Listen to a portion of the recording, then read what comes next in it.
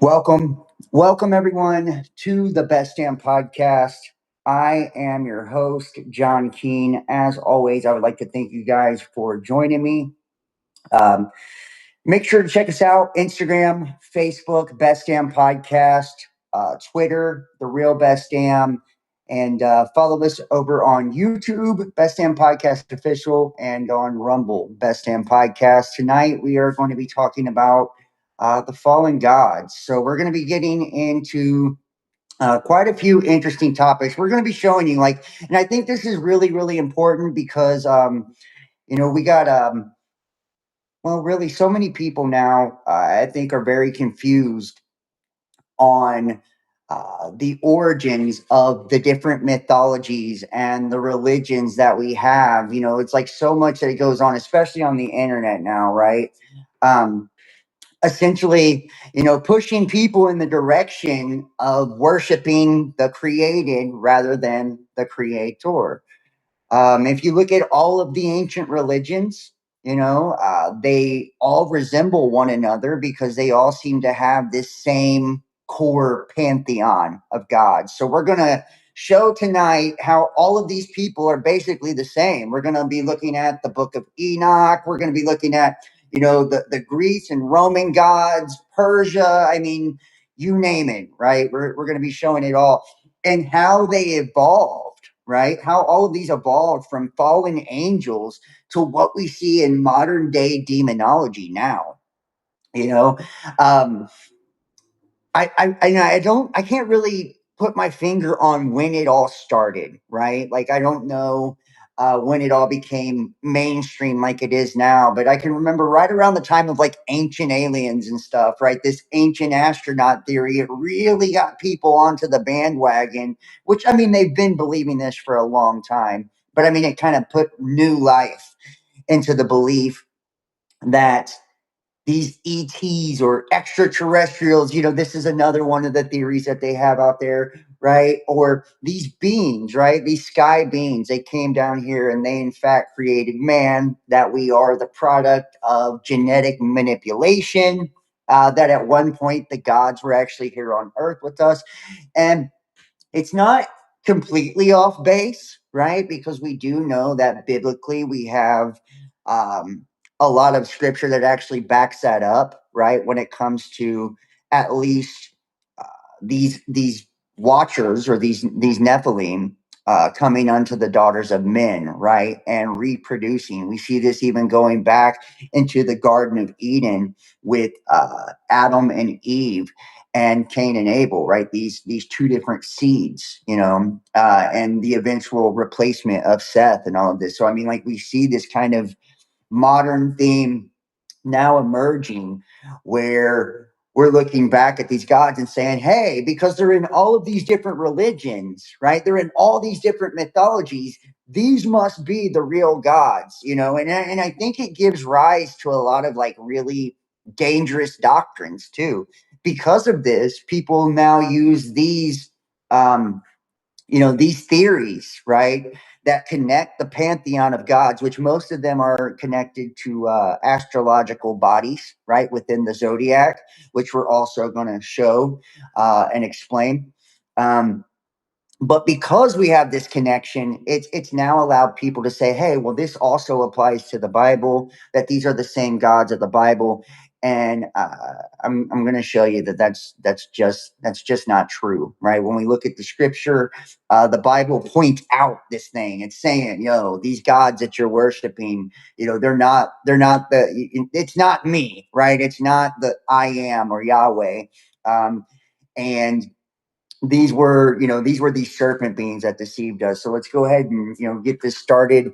Like I said, please follow me over on Instagram, Facebook, Best Damn Podcast, over on X, The Real Best Damn, YouTube, Best Damn Podcast Official, or over on Rumble. And if you would like to tip or donate, we are completely viewer powered. It's PayPal, The Best Damn Podcast, Cash App, Best Damn Podcast, or join us over on Patreon for uncensored exclusive content. It's Patreon, Best Damn Podcast Official. We're going to jump in first with the Sons of God. And then I'm going to go into Enoch and show you like the, Semyaza, all these different gods and how they correlate, right? and we're going to go through all the different religions, right? So we start off with Genesis 6. Many of you guys are familiar. I mean, I have videos with the guy who wrote the Genesis 6 conspiracy, Gary Wayne, like 3 videos I think we've done together over the years. It's become a lot more popular than it used to be, right? At one point in time, people didn't want to, and especially I think in the early years of the Catholic Church, a lot of speculation as to why the Book of Enoch was actually removed from the canonical text. And I've got my own thoughts and opinions on why the Book of Enoch was removed, but a lot of people speculate that the Book of Enoch was removed because it was this Jewish mystical text that basically painted angelic beings as being more like human beings, right? Because they were having sex with women, right? And that was just something in the early church that was unprecedented. It was unheard of, right? It was like, no, this is blasphemous. They couldn't possibly have sex with women, and they took that out. But I have a different opinion when it comes to why the Book of Enoch was taken out of the original canon, because we do have Jude and all these different books in the Bible that reference the Book of Enoch. So I think right there, it gives the Book of Enoch a lot of credibility. But I think it's more along uh, if if people were to really take the Book of Enoch wrong and interpret it wrong, I think it can mislead people as far as to how things are laid out, which we'll get into as we get into the names and all of that. So Genesis 6, 1 through 4 says, "And it came to pass when men began to multiply on the face of the earth, and daughters were born unto them, that the sons of God saw the daughters of men, that they were fair, and they took them wives of all which they chose. And the Lord said, My spirit shall not always strive with man, for that he also is flesh, yet his days shall be numbered 120 years. There were giants in the earth in those days, and also after that. And when the sons of God came in unto the daughters of men, they bare children to them." And I find this to be also pretty interesting too. A lot of people act as if the Nephilim or this hybridization program must have ended, but they're telling you there was giants in the earth in those days and also after that. So it's telling you that there's this corruption that's taking place both pre-diluvian and after the fact, right? Now, the later Enochic tradition explicitly develops Genesis 6 into a story of angelic beings descending, producing giants, and corrupting humanity. Now, let's see if we can pull some of these texts up here.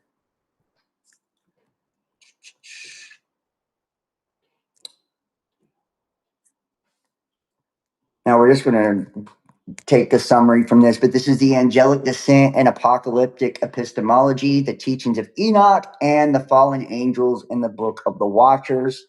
If you guys are interested in checking this out for yourself. Now, before exploring the Jewish and Christian transformation of the Enochic myth of angelic descent, we must first ask how the fallen angels and their teachings function within the Book of the Watchers itself. Our inquiry into the reception history of this apocalypse necessitates a focus on the redacted form of the text, the form in which most Jews and Christians would encounter it. In light of its complex literary history, however, the contents of the apocalypse cannot be addressed apart from some discussions of the strands of which it is woven. The Book of the Watchers appears to integrate at least 5 originally independent units into the larger narrative or framework of an apocalypse, which is revealing. Some of these units are themselves composite, constructed from threads of even more ancient texts or traditions.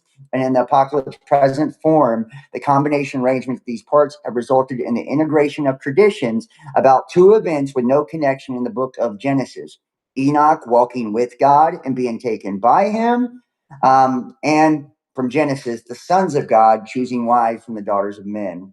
The first establishes Enoch's status as a visionary with unique access to the heavenly knowledge and records his exhortations about the value of cosmological phenomena as the model for ethical behavior. And then in the second, which wholly concerns the fallen angels. And we do see this. We see at the beginning of the text, this is Enoch, and he's basically appealing to God on behalf of these fallen angels. I believe we talked about this. I don't know if it was in the last live stream of the sigil magic video or one of the other ones, one of the last few that we did.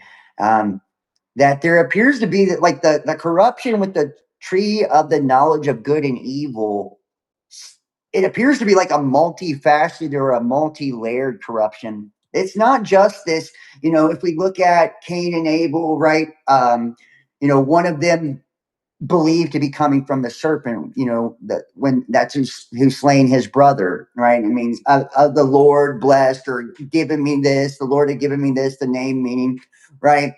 So you see that there. Then you see it also Genesis 6, right? They came unto the daughters of men. Well, then also we see this kind of corruption in the book of Enoch too, when we have Semyaza and all of the other ones, and they're teaching mankind the dark arts, right? The occultic arts. They're teaching them how to paint their eyes, wear makeup, to wear jewelry. They're teaching herbs, curses, all of these different things, right? So these are like two different, to me, these are a couple different variations of how, they have corrupted us. So,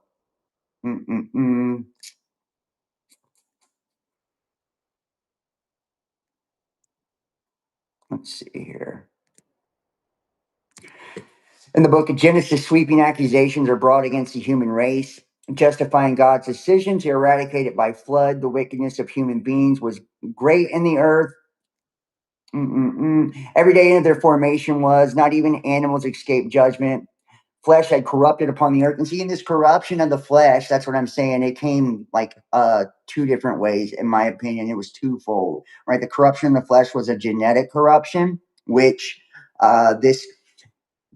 these angels that essentially they're being created, in my opinion, the angels were created with one purpose, right? Unlike you and I, we have that divine spark within us that allows us to choose our own destiny. We have different gifts. I mean, we have, a calling from God ultimately, but we can choose to many different paths on how to attain that or how to come to that. The angels were made for specific purposes, right? Raphael, right? Like that's healing, right? Rapha, right? Michael, he who is like God, right? Like, so all of their names, essentially, just like most biblical characters, their names have a meaning, right? Behind it, meaning their purpose, right? Of what they were created for. Well, their version of free will was to either fulfill said purpose or to turn away from said purpose that they were given, right? So the ones that rejected their divine purpose that they were created for became the fallen. That was the rebellion, right? That was the rebellion. And then they became a perversion of that. They were an inverse of what they were actually made to do. So if they were an angel of healing, and then they became an angel of sickness, right? Because they chose to do the opposite of what they were created for.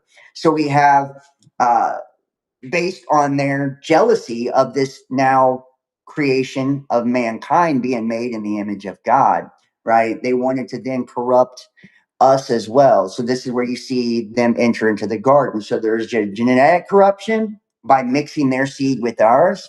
And then there's also a spiritual corruption that takes place. And this is where we see the 200 watchers, which we can also compare this to the Aiji from Mesopotamia and the Sumerian text, which we're going to get into as we move forward, and show you that these guys also, with Marduk and all of this, they had the same thing. The Aiji and Marduk, they were taking wives. These are most likely the same beings. And there was a corruption both, genetically by mixing their seed, blending their seed with us. And then there was a corruption spiritually, right?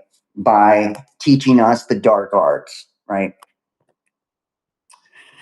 Now, Enoch 6 through 16, the Watchers, and it goes, and we're going to go, I'm going to have to go back up here in a second, but, we see the Watchers. It goes from descending to take, descending to take human women, which produce the giants, teaching the forbidden knowledge. And just like I said, this is like the dual fold reality or nature of the corruption, right? It was take women, create the genetic infiltration, which, we still see, genetically, this is still a reality. When we talk about elite, right? Think about the base of elite, right? El, right? God. So they're godlike, right?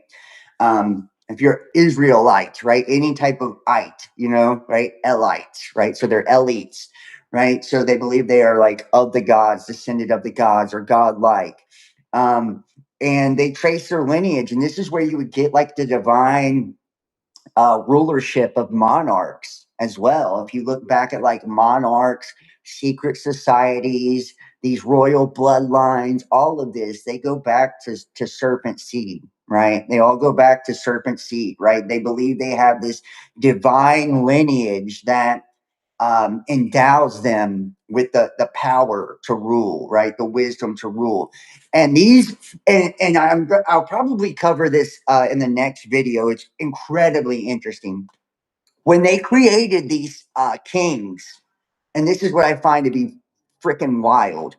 When they created these kings and queens and princesses and all of this, they would literally have ritualistic beds and stuff to do this in. So I want you to kind of like imagine they believe, just like you see with like Dalai Lama and all of this, like they believe that like one spirit can like, because it's like a possession, like that demoniac, right? That demon, that fallen angel is possessing, right? This is where you would get like children of the gods, right? They're like sons of Zeus, etc., etc. You see this all throughout history, right? Well, they would create ritualistic beds, and the beds, just like Temple of Solomon, has specific dimensions, right, for the temple that they're building, and creating for certain purposes. And remember, Solomon used demons to build said temple. These kings and monarchs and pharaohs did the same exact thing. They would use dimensions for the specific bed that they would be created in or conceived in. They would use temple prostitutes, right? Essentially, these would be like high priestesses or temple prostitutes, basically. Some are one and the same, but they would serve in these temples and basically just for that purpose to have sexual magic, right? Sex magic rituals for that. And, it might be a virgin or whatever, but there would be ritualistic baths, invocations of certain spirits, and then there would be sexual acts between, the monarch and whoever, the temple prostitute. So the old king would have sex with the temple prostitute in the ritual bed, and there would be like high priests and all of this all within the room conducting all of this to make sure that you had the spirit that would come in and inhabit this heir, right, to the throne, or heiress, right. That way this demonic spirit would come in, and keep in mind, they didn't believe it was demonic, they just believed they were gods, but they looked at the gods as totally different than we do now today, because of Christianity.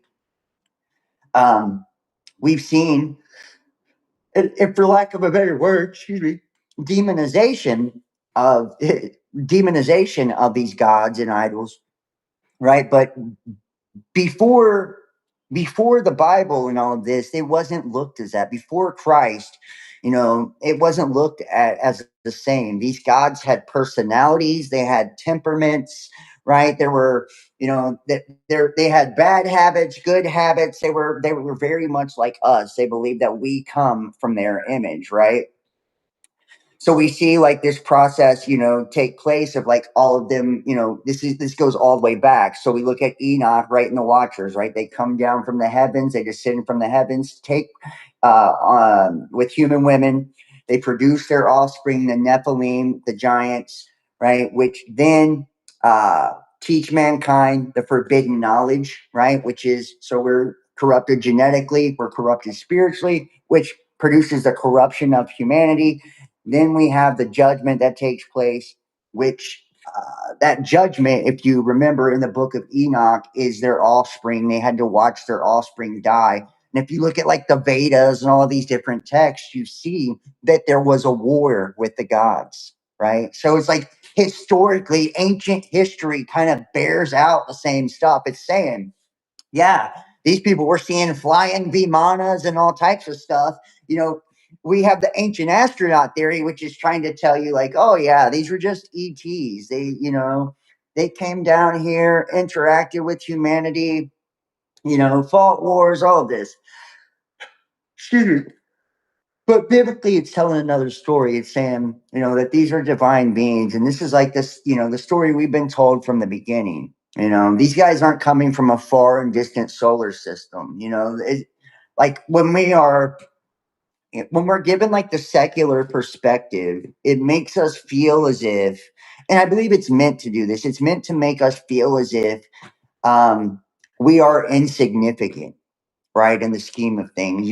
I mean, think about it, from the Big Bang, which is this giant cosmic firework, and everything kind of falls into place cosmically on accident, you know. Um, through evolution, which is basically telling you that you came from a one-celled organism to the complex, you know, divine being that you are now. Well, and in evolution, you wouldn't have any divinity, right? That at one point in time, you were a toad or a frog or a jellyfish, and that you just evolved to your present state, right? And that kind of creates this whole concept, right? And then we're on this round earth, right? The spherical earth. This is where, we get the NASA lies kind of being injected into all of this, right? NASA telling you, hey, look at our computer generated images. And if any of you guys aren't familiar with that, you've never seen a real picture of the earth. you know you've never seen a real picture of the earth. That's why all of the satellite images of the earth look so freaking different, right? They look so different. You can literally, Google satellite photos of the earth, and they're just drastically different colors, right? Different renderings, because they're computer generated, and then the same thing with all of the planets, right? NASA's showing you all of these images from Mars and Saturn and all of that. And how many different people have debunked, the images from Mars as actually being right here on Earth, right? Or the images from the ISS, and you can see the damn, wires and stuff. Or the images of NASA when they're in pools, right, pretending to be in space. Or how about all of the fake moon landings, including the recent one, which looked more fake than the ones in the 60s, you know? So it's creating a narrative, right, which is essentially, and think about it, it's like, in order to control, like, perception is reality. So if I can control your perception, I can control your reality. And that's what we see that has happened. That's why the masses are so easily manipulated. I mean, we are waking up from the spell, and it truly is a spell, right? When anytime someone is spinning an illusion for you, right, and deceiving you from what's actually taking place, with anything that's not truth, right, it's a lie. So the enemy comes to kill, steal, and destroy. He is the father of what? Lies, right? So these lies that we're being spun, of the earth, it's spinning at what? It's always 666, right? Everything equals 666, right? We can, and I'll just show you here. Let's go ahead and pull that up too. I'm going to show it. We're going to look at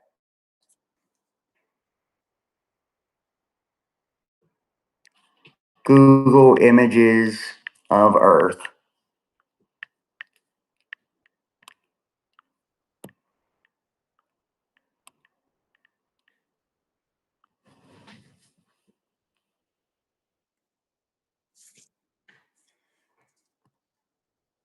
and you can just see like the different images. Some of them are obviously AI, but the ones that are allegedly legit, this is supposed to be Earth, really from space. But do you see how different? Look at them, all of them. Just, not one is the same. Not one is the same. And then the same thing with, we'll look at NASA images, planets.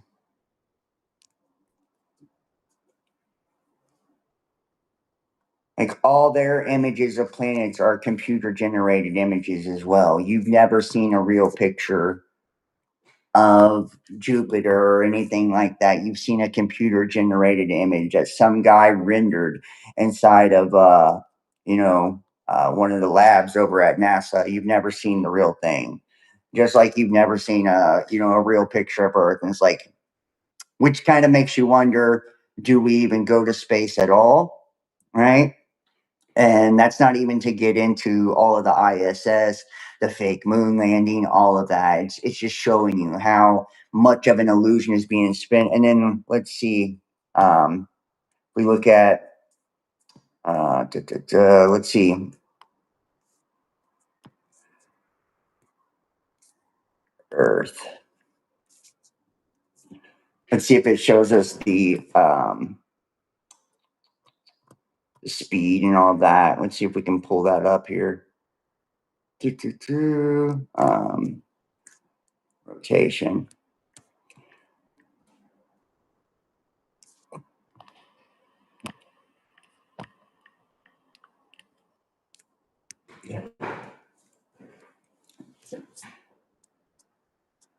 You can see if we look at all, let's see if we can pull all this up. Rotation speed. Here we go. The equator, mid latitude. Basically, if you look at all of it, right? Orbital speed, they got 67, but it's 66 something. All of it, 365 days. All of it adds up to sixes, just like we see with time and all of this. So it's like, we've got this. These made up freaking numbers is what they are. They made up all of these numbers. And all of them somehow kind of, whether we minus something or add something, it all equals up to 666 for the most part, which I find to be, I find it to be very interesting, to say the least, right? And we're told essentially that, looking at all of this, right? Looking at all of this, it's like you're just this tiny little minute blip in this infinite, galaxy with millions and billions of galaxies, and that everyone, every basically every place has, like life and stuff like that. And it's like you're just a cosmic accident. You're insignificant in the scheme of things. And this is where they create the narrative of like, these angels and stuff like, or these extraterrestrials. It's like, well, they must be coming here from some far distant, solar system and a far distant galaxy. And they must be millions and millions of years far more advanced than us. And this even gets into heliocentric standard models when we look at science. And I know I'm going to probably lose a lot of people with all this stuff, but I've shown this, right? The background microwave radiation of the stars. If we look at the sky and the background radiation that the stars leave, you see it flowing in concentric circles. You don't see it, if we're corkscrewing behind the freaking sun, you know what I mean? And the sun's corkscrewing around the galactic center of the solar system, and all the other bodies are corkscrewing around the sun. and that galaxy's corkscrewing around something else. You see what I mean? It's like we would see different zodiac signs over time. You wouldn't have the same 12 zodiac signs in the same freaking place 100,000 years later, because we would have moved through a different part of space, right? So it just doesn't hold water, you know? And people can say what they want, but we look at the Bible, you know, and it talks about a flat earth, you know, that there is a realm of the living and a realm of the dead that is under the earth called Sheol. And if you look at all the ancients, whether it's Shambhala or the the Hopi, right? That talk about the ant people that live underground, right? There's all these ancient Zeus's cave, right? All these different civilizations where they went underground to get closer to these gods, right? Why is that? Well, if we look into the Watchers in the book of Enoch, God cursed the Watchers to the darkness under rocks and darkness, right? Essentially underground. You can look at that as a few different ways. We have the wandering stars, which are the planets, which are cursed to outer darkness, which are the seven main pantheon of gods. But then we also have the sub gods, because they have a hierarchy just like heaven does. It's as above, so below. I've talked about this before. It is like a mirror image. When it talks about the separation of the waters above the firmament and the waters below the firmament, you look at Earth as like a middle ground here, where you have the higher heavens and the underworld. Earth is in the middle, and it's reflected. Both are reflected, right? So let's move forward here. Let me find my space. And these gods, it's to make us feel like we're insignificant, though, right? That they came from, and you see this too. Anything the government's pushing down my throat, I'm sorry, guys, but I'm just not buying it, right? If the government's telling you disclosures on the way, I mean, you could almost guarantee it's horse shit, right? I've never seen any proof of extraterrestrials in the sense that we're taught, by secular culture at all, right? We've never seen an alien body. We've never seen anything like that. The only stuff that we ever get is akin to something demonic, if you think about it. Like people who give the channeled messages, right? Well, you do that in spiritism and seances and all types of stuff. Channeling, is something that we allow demons come through channeled messages, So, um, that's not proof, right? You saying that you channeled a message from the Pleiades doesn't impress me any, right? It's not proof of anything. Looking at all these ancient texts, everything that we see is kind of showing that there was these same type of stories repeating. It's like, everybody believed before 500 years ago, everybody believed that we lived in a geocentric model, meaning Earth was the center of creation, that everything orbited around us, and that the earth was essentially flat and it stood on pillars, and that the underworld was beneath it and the heavens were above it, right? And that mankind had interaction with these heavenly beings, and that uh, they weren't the creators, but they did have influence in our creation as far as creation of civilization, but that there was a source or creator even higher than they are. Okay. All right. Hold on, guys. It's going to take a second to get back here. And it's like, if you feel like, if you're made to feel like you're just like the bottom of the totem pole, right?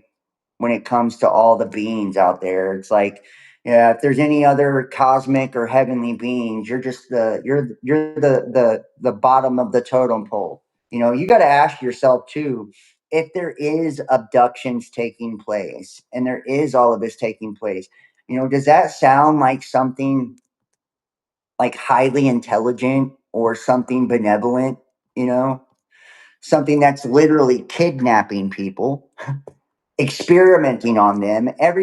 Most people who have these experiences do not have good experiences at all. They have terrible experiences, terrifying experiences. They have extreme trauma after this. They don't have, uh, it's very few that come back and talk about they're here to save us and, that they're benevolent and all of this. It's very, very few, people. Most experiences are negative when it comes to dealing with these entities. And in most experiences as well, you know, most experiences as well, it also, they come back saying that their interest is in our souls, right? So, and why would that be, right? Why would that be? Why would their only interest be in our souls? Jeez, cannot find my spot here, guys. Give me 1 second. Right, which kind of gives precedence to, what there's, what the Bible and the biblical texts are saying, right? As far as, what they're wanting, right? They're literally they have no salvation, right? It's like they know the beauty of God, or the wisdom of God. They've seen heaven, right? So they have no excuse. They have no excuse. And if we look too at every one of these civilizations, we see this real deep connection too with how they seem to create different levels, right? From Anunnaki to Aiji, right? Elohim, etc., etc. There's like levels to this, right? Within the hierarchy. And it's like they talk about in the ancient Sumerian texts how there is basically slave races that were created, in the Aiji, right? They were created slave races. Makes it sound like they were demonic entities, or, so it's like basically every depiction is telling the same story in a different variation. All right.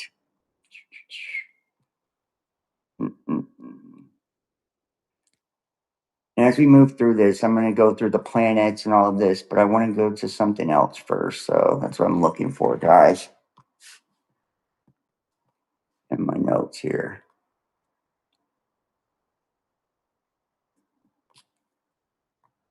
And notice how all of these gods, too, just as I'm searching for this, just notice how all of these gods are interchangeable as well, right?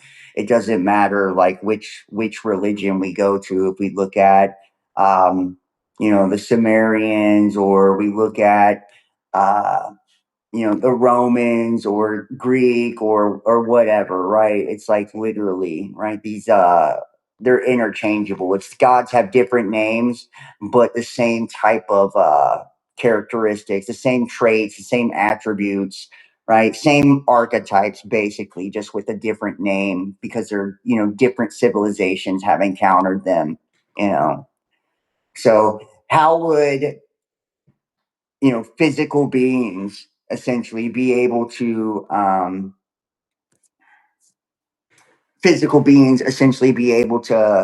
get themselves all over the world like that? It's probably because they are in some spiritual form. So, jeez. All right. Hold on, guys. I'm just finding my place here. I lost my spot.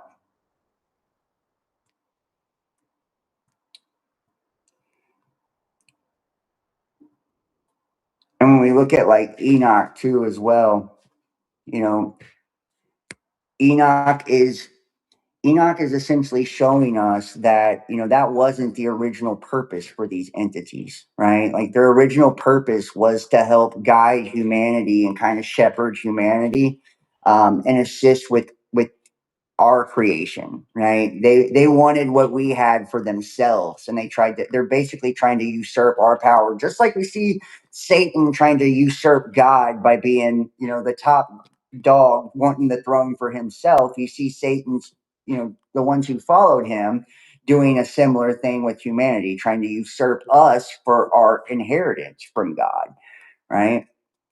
So we kind of see these very similar attributes from Satan and the ones that followed Satan. Sorry guys, it's taking so long. I just did so many notes on this one, I can't find it, so I lost my spot. um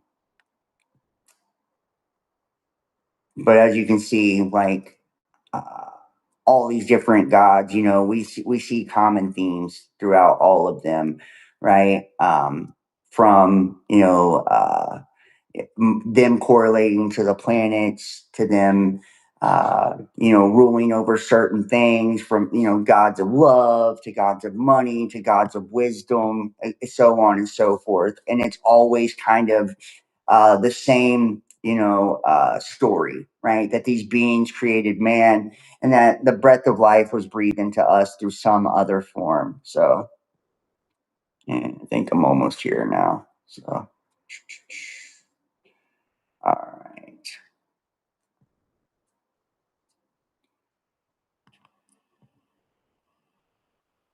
We're going to start here. So, the biblical cosmology of the gods. What does the Bible, Second Temple, Jewish material actually tell us about the supernatural beings behind the nations, pagan worship, demons, and the final beast system? We have a hierarchy. We have the top, which is the most high, or the Lord of hosts. Everything begins with God, the creator, not merely as a chief member of the pantheon. Genesis, in the beginning, God created the heavens and the earth, right? Then we have, and God said, let there be lights in the firmament of the heaven to divide the day from the night, and let them be for signs and for seasons and for days and years. Now, think about this too, and you can kind of look at this from a few different perspectives. And I've talked about this in the past. So we have the Lord of hosts, right? Which is God, the creator. Then we have the next creation. So in the beginning, right, God created the heavens and the earth. You have creator, right? And then God said, let there be lights in the firmament of the heaven. The lights are luminaries, right? The luminaries is another word for the heavenly host, which are the angels, right? So the next creation was the luminaries, or the lights in the firmament. Now, check this out. To divide the day from the night, right? So divide, could we look at this in another type of context, like looking at it as, like, instead of day from night, like good from evil, right? To divide light from darkness, right? Through these luminaries, to divide light from darkness, good for evil, day from night. Let them be for signs, let them be for seasons, for days, and for years. And that's exactly what we see with the, you know, astrological bodies, right? They are the keepers of celestial time, right? Cosmic time. That's how we know when we're in the last days. It says, like, the moon would be confounded, and the star, all these things will transgress their original path, right? And then let there be for the lights in the firmament of heaven to give light upon the earth, and it was so. So there you have it again. Once again, we see these lights in the firmament, which are the luminaries, or the angels, right? The watchers, and it's to give light upon the earth, right? Light, enlightenment. This is where you get, like, a lot of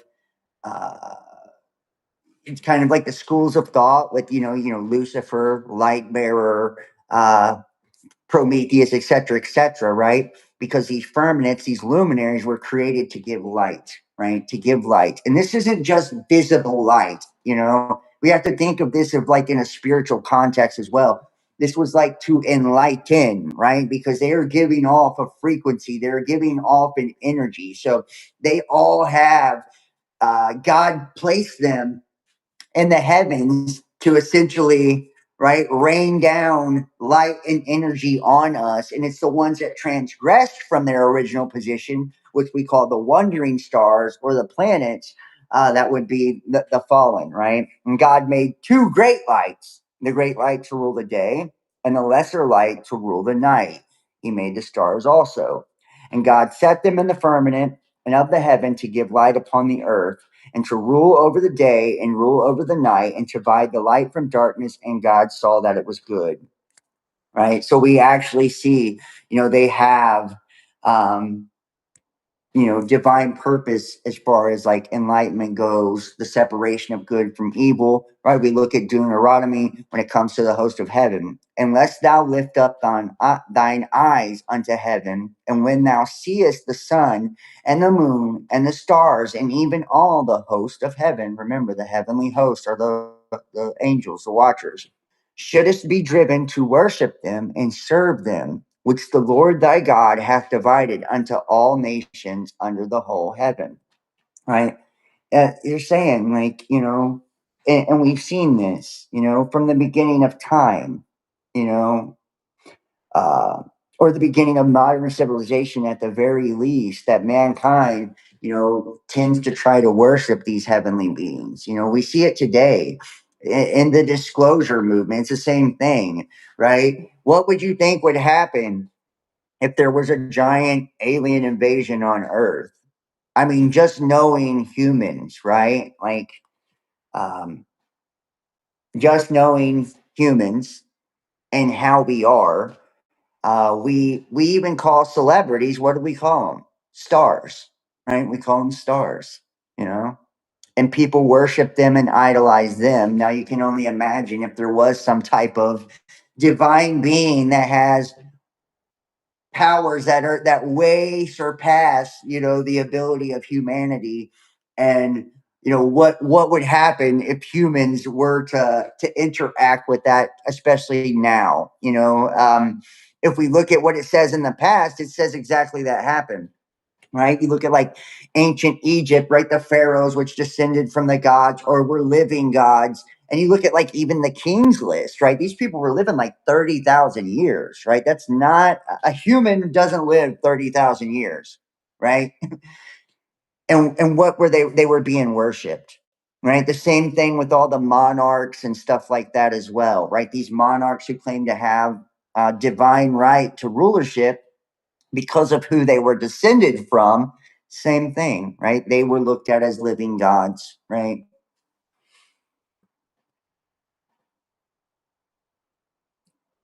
And we have this connection from the sun, the moon, stars, the host of heaven, the nations, and, a warning basically against worshiping them, right?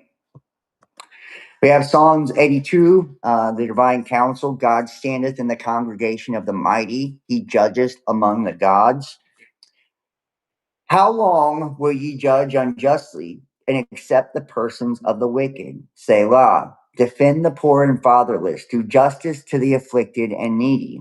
Deliver the poor and needy. Rid them out of the hand of the wicked. They know not, neither will they understand. They walk on in darkness. All the foundations of the earth are out of course. I have said, ye are gods, and all of you are children of the Most High, but ye shall die like men and fall like one of the princes. Arise, O God, judge the earth, for thou shalt inherit all the nations. Right? He's saying you shall die like men, right? And I'm not going to take their interpretation, right? But we can see that each nation is ruled by the gods as well, right? And you can from the United States, right? America, Amaru, right? All these different gods, right? You see every nation, period, when it comes to the world and its flags, right? What do all of them have? They all have a giant sigil, right? That's representing that nation state, right? And if we look at in the Bible, nation means a flight of locusts, right? What comes up out of the bottomless pit? Okay. What comes up out of the bottomless pit, in the book of Revelations? besides the king of the bottomless pit, which is Abaddon or Apollyon, the destroyer, you see the locusts that come up out of the bottomless pit, right? So these locusts are basically compared to some type of demonic entity, right? They are a demonic entity, these locusts are. And then when we look at what a nation is a flight of locusts, right? And nations being represented by these different sigils, right? That we call flags. We call them flags. And it goes even further than that, right? Think about nations and they have like a national bird, a spirit animal, right? Like they have different things. Like it's just, this is the same, and that's why they have so much power, and you look at the word, right? Government, right? This kind of shows you where all this is kind of coming from. Government, we look at government, right? It means govern, which means to lord over or control. Mentality, your mind, to control your mind, right? Government derives from, right, archons, right? These are the governors, the rulers of the reality, the archons, right?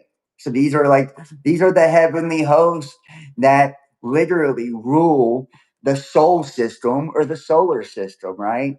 Saturn, Mercury, Venus, Mars, Jupiter, the sun, the moon, right? Like they are the rulers of the reality.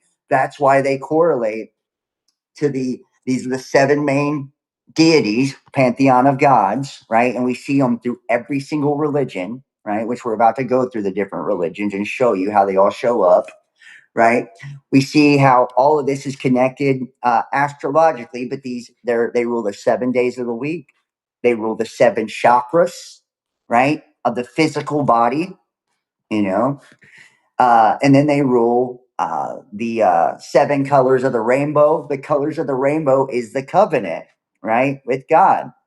So it's like these governors or rulers of the reality are the middleman that connects us to the spirit. So it's like we're threefold. We're physical in nature, but we also have this lower nature which comes from these fallen angels, and we have the higher nature which comes from the source or the creator.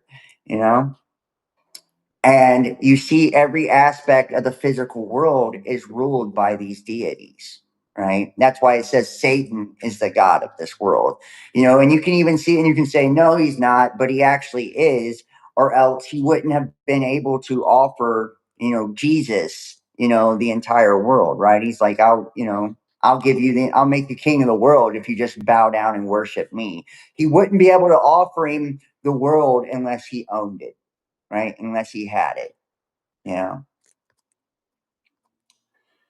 And then you think about like with the Watchers and whatnot, like why were they punished, right? Why were they punished? There's a punishment for, like I said, the twofold corruption, right? The physical corruption of genetically mixing with man, and then the corruption spiritually by teaching us all of the occult mysteries. So all of the nations are created and made, backed by, this sigil, this logos, right, of the gods, the animals, etc., etc. You know, you even see, like, think about Prometheus. Like, look at the United States, and I showed this in the last video. Look at the United States and how they're the Statue of Liberty, right? All of the connections, right? To Hecate, Libertas, Columbia, Lucifer, including the chain on the feet, right? It's the transgender man in a dress. I mean, all of this, right? Holding the flame of Prometheus in their hand. I mean, right? Like you see it. And then on the flag of the United States, what do you see as well? A lot of people believe it's an eagle, but I think it's a phoenix, is what I think it is. I think this was probably the old Phoenician Empire. I can't prove that, but I just, it's a hunch I have. And then you see what it's 50 stars, right, on the flag, right? And Prometheus took 50 sparks, right, from the gods, right, when he enlightened mankind. And he's what? The light bearer, Prometheus is, which is Lucifer as well, right? It's another name for him. That's the fallen angel, right? That's Satan before his fall. Okay, so we see that worship, right, transcending into, and that's the greatest nation, in the world. This is the Babylonian Empire, which was the same thing. The Tower of Babel made something to connect the world, which was then divided. And now you see in the end times or the last days, the same thing. We have a new Tower of Babel. Basically, it's called the internet, right? It's called the internet. So we're still seeing this taking place today. So just in different ways.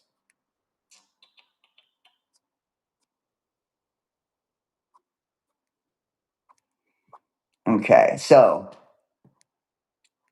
and that goes for every nation on the earth too, right? You look at British, it's man of the covenant, right? Man of the covenant. That's what British means, man of the covenant, right? The Chaldeans, right? We would be the daughters of the Chaldeans, right? Like you can see all of these different connections to, um, all of these different to the Babylonians, to all of this, right? It goes back. It's like there's nothing new under the sun. Mankind has been recycling the same crap over and over and over, right? This is how we get power. And I told you, this is a theory of mine. I can't prove it or anything like that. I can't prove it, but I do believe that when they were creating these pyramids and stuff, that these were created through, that the fallen angels or whatnot, and that when they put these sigils or these glyphs and stuff on the pyramids, that they were actually using this because they're on energy earth lines, right? So it's on the ley lines, so the energy grid of the earth where all the spiritual power flows on the earth, right? So they're harnessing the energy of the earth. And then it's in a pyramidal shape or a pyramidal structure, which is like the ideal shape to conduct magnetism or ferrofluid, right? The four-sided pyramid. Um, and then they have all these different glyphs, which are in essence sigils, right? Characters.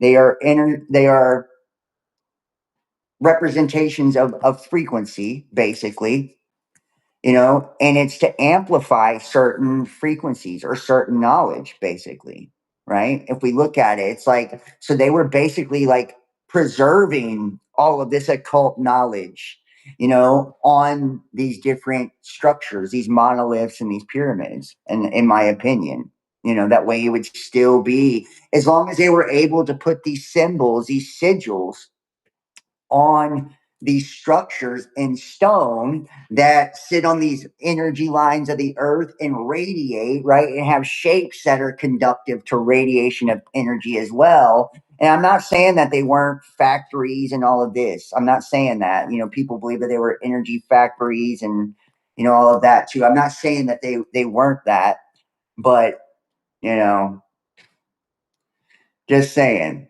right?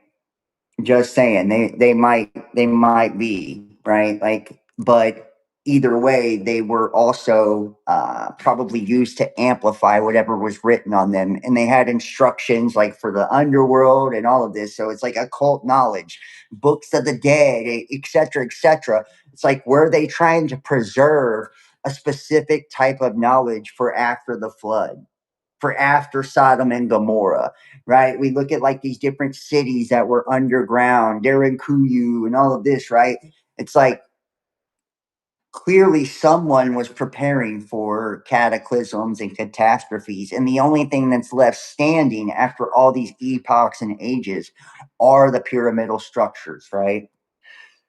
So after looking at Enoch, right, we see the corruption of humanity, right? They're judged, and their offspring die. That's where we look at like the, Vedas and all of this. We see this war, in Vimanas, et cetera, where they're flying in the air and fighting each other.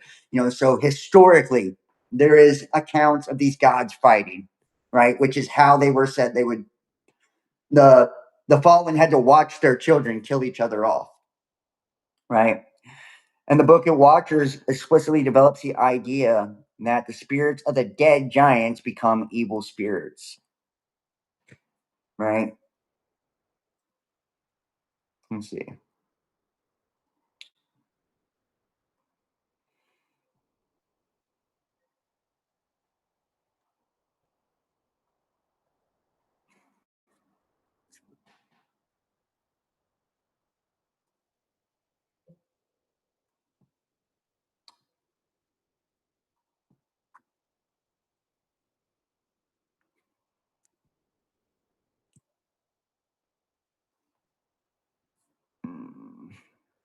All right, so it says it's been argued that at least two distinct strands of the angel story can be delineated within chapters 6 through 16, Shemyaza and Azazel.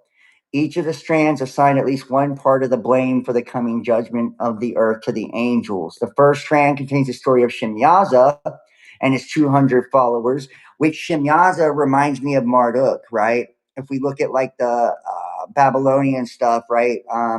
Sumerian text, right? Marduk had 200 Aiji, I think, is what was left behind on earth with him, and they took women as well.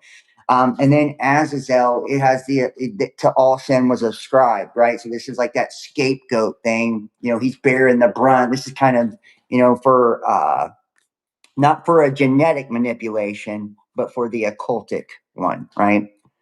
The giant offspring that are born from the relations. So the first strand contains the story of Shemyaz and his 200 followers who take women to sire offspring of their own. The giant offspring that are born from the relations are the primary cause of the violence and destruction on the earth, which in turn results in the flood, which are the Gibborim and Genesis 6.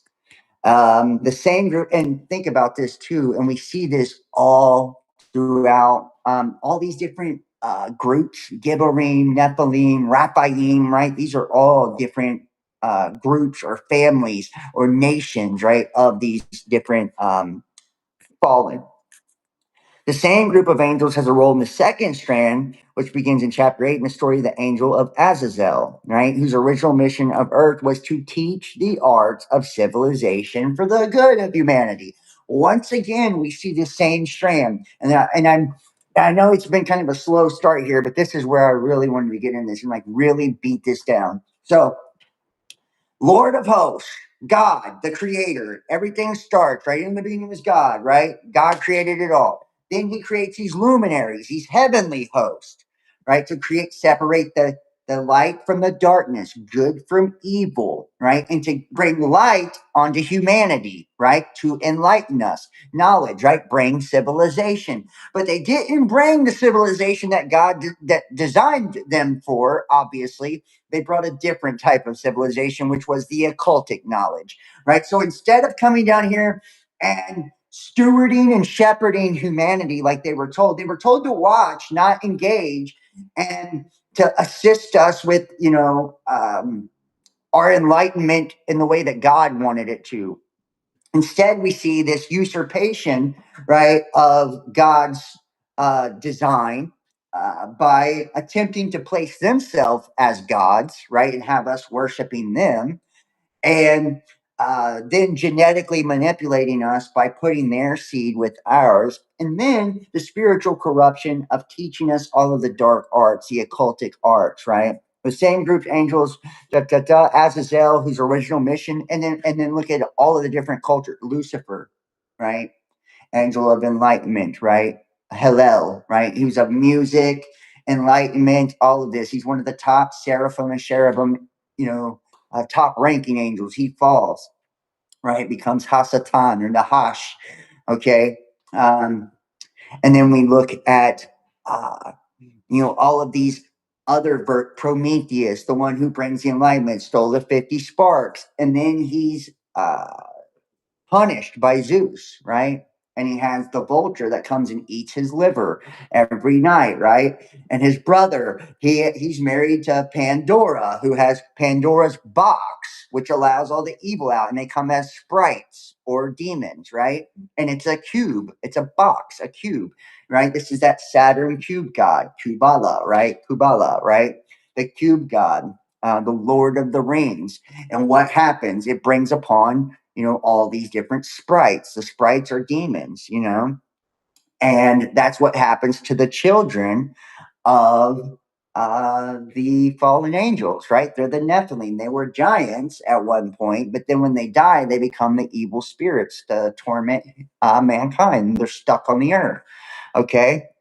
It was to teach the arts of civilization for the good of humanity. However, the apparently improper use of the knowledge by humans resulted in their own corruption and the punishment of the watcher angels. And I hate how this is actually, it's saying that the apparent improper use of the knowledge by humans, right? It's like, no, it was taught to us improperly. If you look at the book of Enoch, it doesn't say, hey, the humans use this the wrong way and that's why you're in trouble. That's not what it says at all, actually. It's like, hey, you taught them things you weren't supposed to teach them. I didn't even teach you, I didn't even tell you all that I had planned, right? I didn't even tell you all I had planned.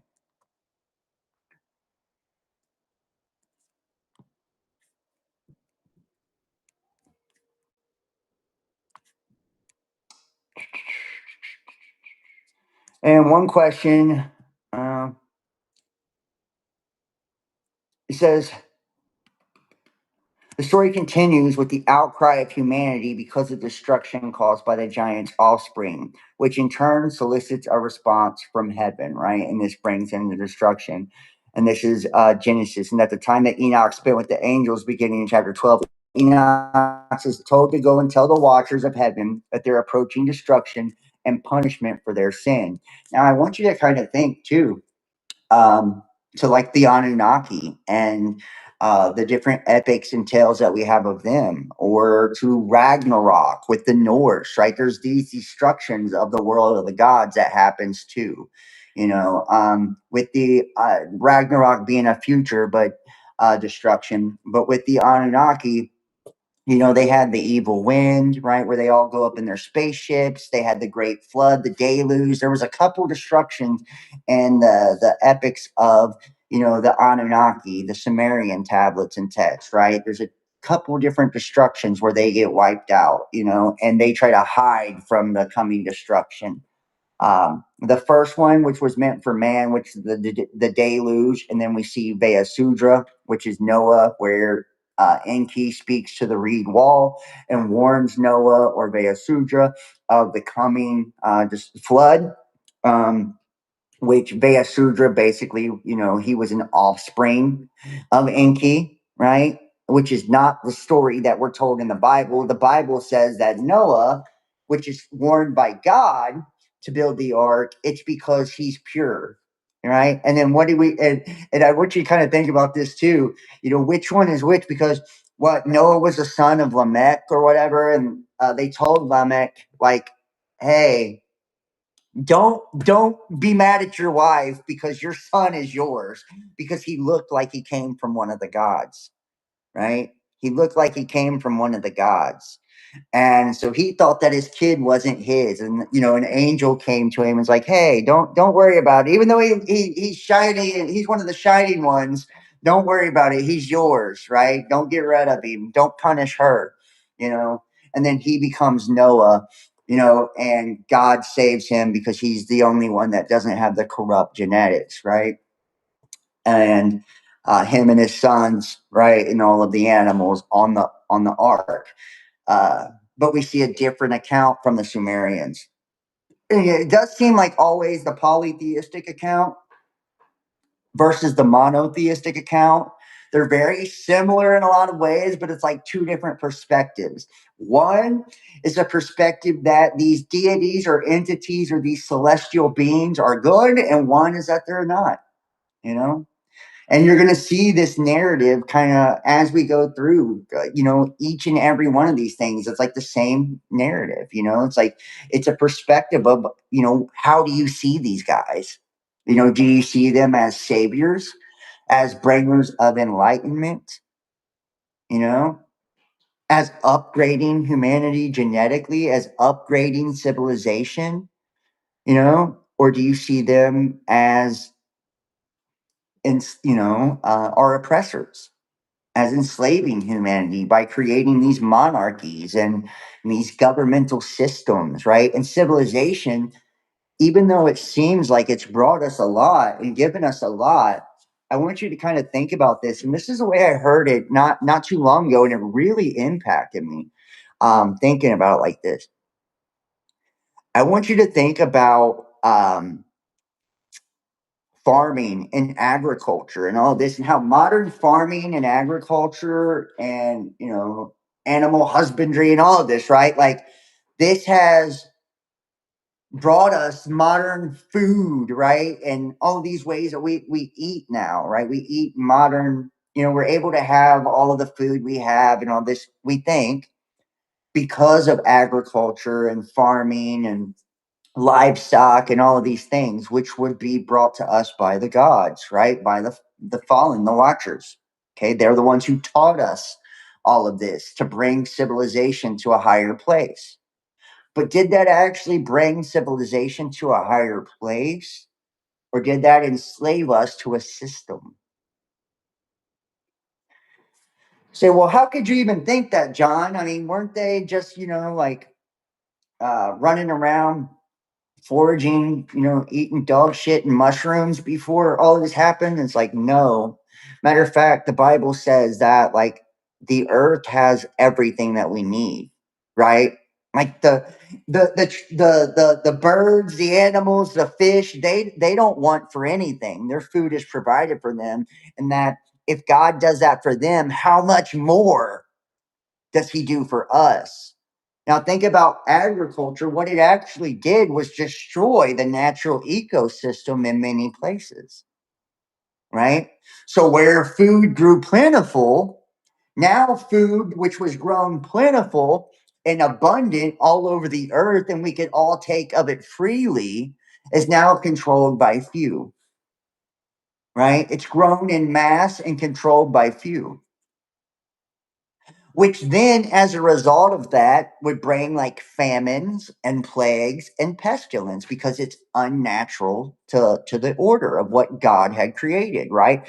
For every action, there is a reaction. Anytime we transcend these natural cosmic laws, right, there is a natural reaction on the other side. Okay. So I want you to think about that, like there would be pestilence that take place. Like you'd have rats or something, that would get into a bunch of grain because we were storing up grain and contaminate the grain and create plague, right? Because we were, tilling the soil, we would overdo it with the soil and then we'd have famine because nothing would grow. You can go on and on and on, or different strains would infect potatoes and fungus would grow in them and nobody'd be able to eat them. Or certain people would hoard all the different food and then be able to keep people in a system of poverty, right? A system of lack. You need the illusion of lack to even create this system, and you see this all the way across the board. This is even with like government as well, right? The governmental structure also, think about that. They create all these laws, when as as before, it was like natural. If you infringed upon a man in his land, he would kill you, right? That was the natural law, right? Like you messed with his family, there was a consequence. You might get away with it, but eventually you're going to run into someone or something, and that would stop you, right? Um, and then you have like these laws that are created and these systems, and it brought about corruption, right? It's like then once you start telling people, oh, you can't do this, and the laws were used to control populations, they were used to raise up different organizations and groups, right, which were in control of food, in control of the money, and this is where you get the divine rulership of the monarchs, etc., etc. All of these quote unquote systems of civilization that were given to us by these beings actually have taken place to as a big part of our enslavement here on earth.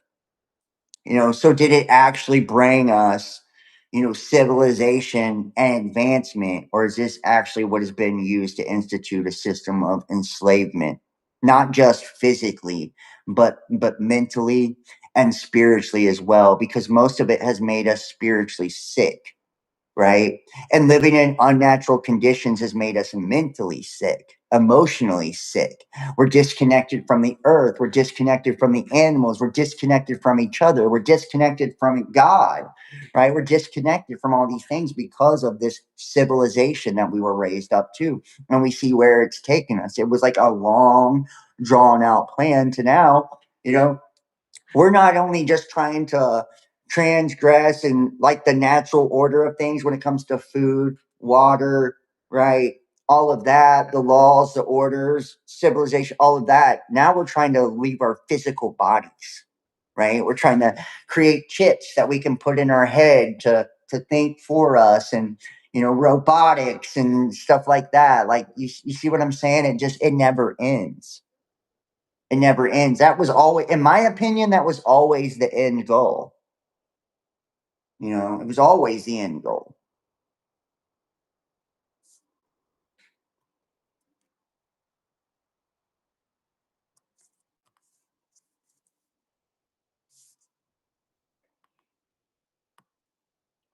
And then looking at Mesopotamia, right? The Aiji.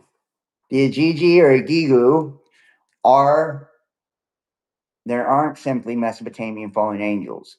The scholarly evidence identifies the Aiji as a category of Mesopotamian gods, with their exact definition changing through different periods. In some periods, they are characterized as inferior gods.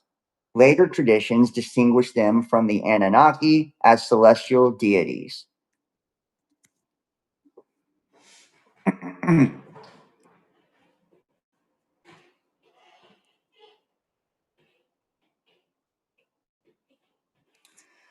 The terms Anunnaki and Aiji designate two categories of Mesopotamian gods whose precise definition has varied over time. In the Sumerian corpus, as well as the Old Babylonian period, the Anunnaki are the major divinities, as the Aiji, the inferior divinities. From the end of the second millennium, the Anunnaki were the Chthonic deities, and the Aiji were the celestial deities.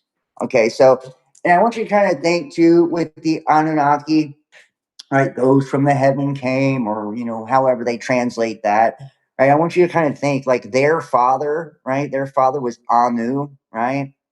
Anu, and they tell these epic tales of him, and I'm trying to think of who he was fighting against, but it's basically these two kings that are fighting, and one of them bites off the other's member, a male member, and this is kind of akin to the story of like, Uranus and Gaia, right? How he loses his member, and it's basically his semen that, impregnates Gaia and creates the gods, and you know what I mean? Like, we see this kind of theology over and over. So then you have the Anunnaki, which are the sky beings.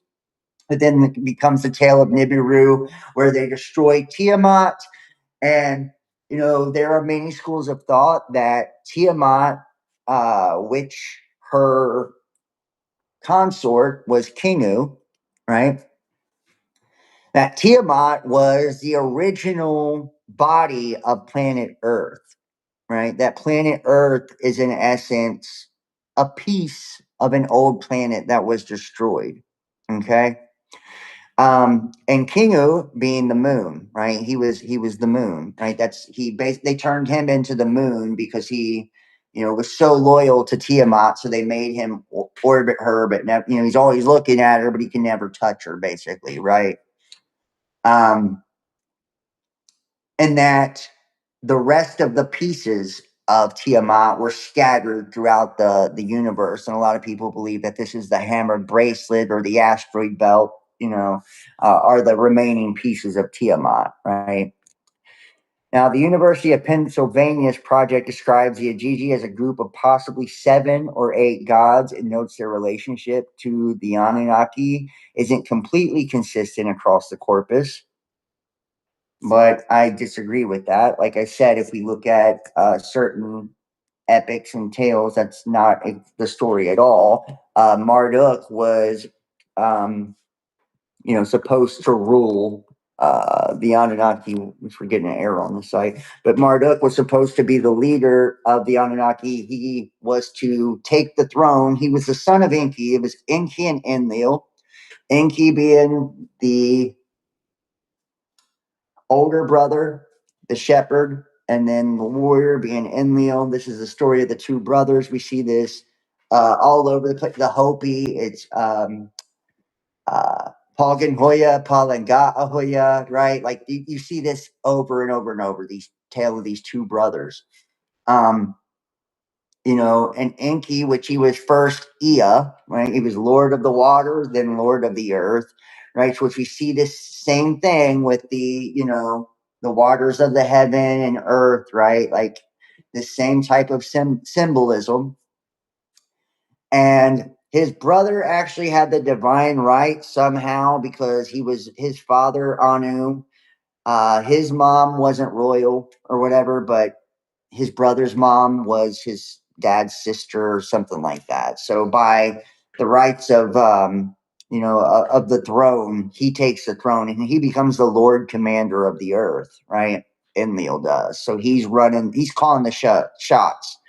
And Enki basically has this prophecy that his son would take the place of Enlil, right? And that was Marduk, right? And Marduk was the ram, the ram. And this takes us into the age of Aries, right? The ram, and then this is where you see all the patriarchal gods take place, right? With Moses and the burning bush and all of this, okay? So then and within that, Marduk during these wars in the later days of these epics, Marduk was the leader of the Aiji. It was him and 200 Aiji, I believe, and they took wives and all of that. So it's like we see that connection there. Then we hit the Atrahasis. The opening of the Atrahasis epic describes the gods doing labor. The Aiji became burdened by work. The divine hierarchy and and they even at one point they revolt, right? They revolt. They go to Enlil's house or wherever he's staying with weapons and stuff, and they're ready to fight. They're like at the door. They go to Enlil. They're like, "Yo, we're ready to fight. We want to go to war. We're done working for you. We're done being slaves for you." And this is when they decide to create humanity. Okay.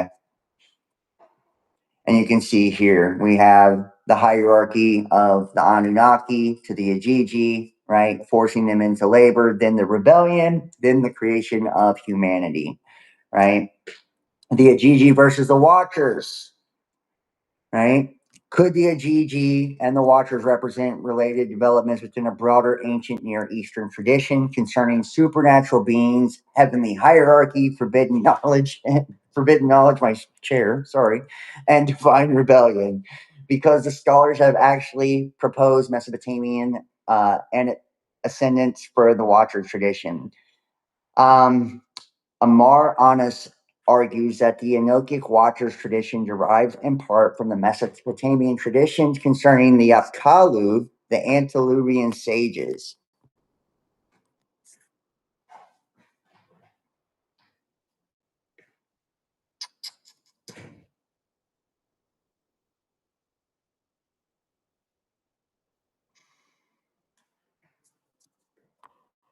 Mm-mm-mm. So it's argued that the origin of the Watchers derives from the Mesopotamian mythology of the antediluvian sages or the Apkallu, right? More precisely, it's proposed that the mythology of the Watchers and their sons, the giants, derived from an inverted version of various Mesopotamian myths and beliefs about the Apkallus. Okay. On some layers of Mesopotamian mythology and ritual practices, the sages were already regarded as dangerous and potentially malicious creatures upon which the Jewish altars could build their parody. Among other associations, the Apkallus had strong ties to Mesopotamian demonology, and they were associated, or occasionally counted as evil beings capable of witchcraft.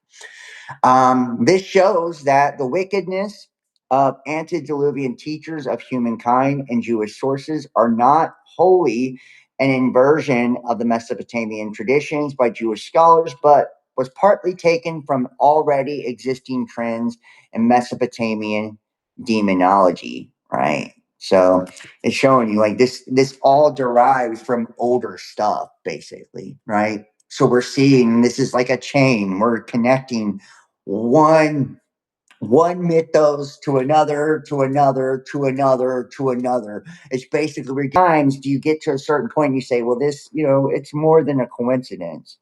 Henrik Gronel argues that the behavior of the giants and their spirits in the first Enoch shows significant parallels with the Mesopotamian demon traditions. The Utuku, um, Mesopotamian background of the Enochic giants and evil spirits.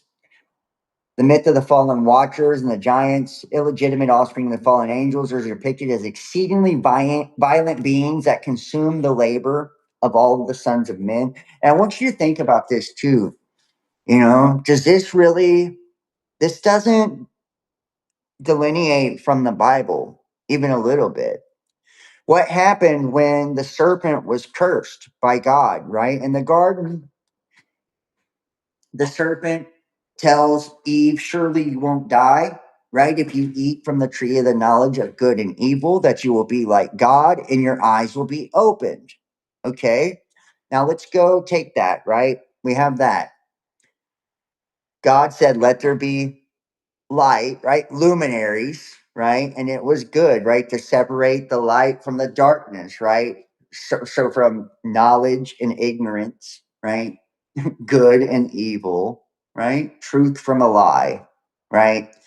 Um, and these luminaries to bring enlightenment. Their original, we have the story of Azazel, right? He's in trouble for giving corrupted knowledge. The Watchers are in trouble for giving corrupted knowledge. They were supposed to bring civilization to humanity, enlightenment to humanity, but it was corruption, right? They gave us occult knowledge, right? They corrupted us spiritually, right? Because the curse of the Nephilim, right? The corruption of our genetics by coming unto the daughters of men, having the offspring with women. Okay. We have all of this stuff. Okay. Now, then you kind of look at this.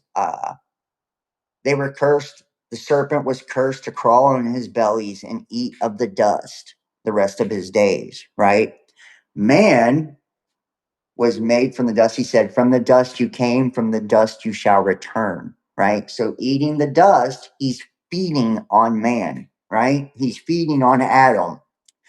Adam is from the dust he came, from the dust he shall return. He's the dust.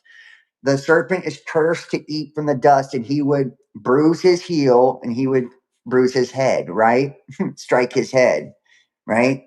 So man is above him and spiritually, but he's feeding on man. So he's in a parasitic position, right? He's beneath man spiritually. He's a parasite. He's less than man, right? But he has to feed on man, so he's lower. It's a parasitic thing. He's eating from the dust, okay? And then think the illegitimate offspring of the fallen angels are depicted as exceedingly violent that consume the labor of all of the sons of men, right? They were devouring the men and each other.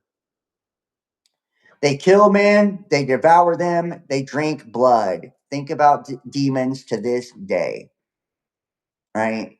We have sacrifices, right? Offerings and blood magic in particular. Blood open is essentially how you can bring a deity, an entity into this realm, right? It's through the power of blood. Because why? The life is in the blood. That's why the sacrifice of Jesus and his blood was so profound. Finally, they sin against all of the animals of the earth. Now, think about this. They sin against the animals of the earth. And what type of form do demons take? Animal form as well, right? What do you see with a demon, right? It's a spiritual being with an animal nature as well, right? They all have animal natures. All these, that's why with spirit animals, all of this, these idols, all of this, we see the animal nature in them. And it reminds me of this book. I did a video on it. It's been a while, on Atlantis and the Sons of God. And we got into this book by John Peniel on the Sons of God. And it's like supposedly this ancient text or whatever, and it talks about these primordial entities or these primordial beings. That Earth was essentially created as a playground for these spirit beings, and the spirit beings were all one, right? One consciousness. And they would come down to the earth realm and they were able to create and manifest things, and that it was basically like a playground made by God for the spirits. And that when they came, they would take the things that they liked. So they would take half man and half jackrabbit, or half man and half turtle, right? And they would combine them, you know. And then once they made them in a physical way, they got trapped inside of that form, right?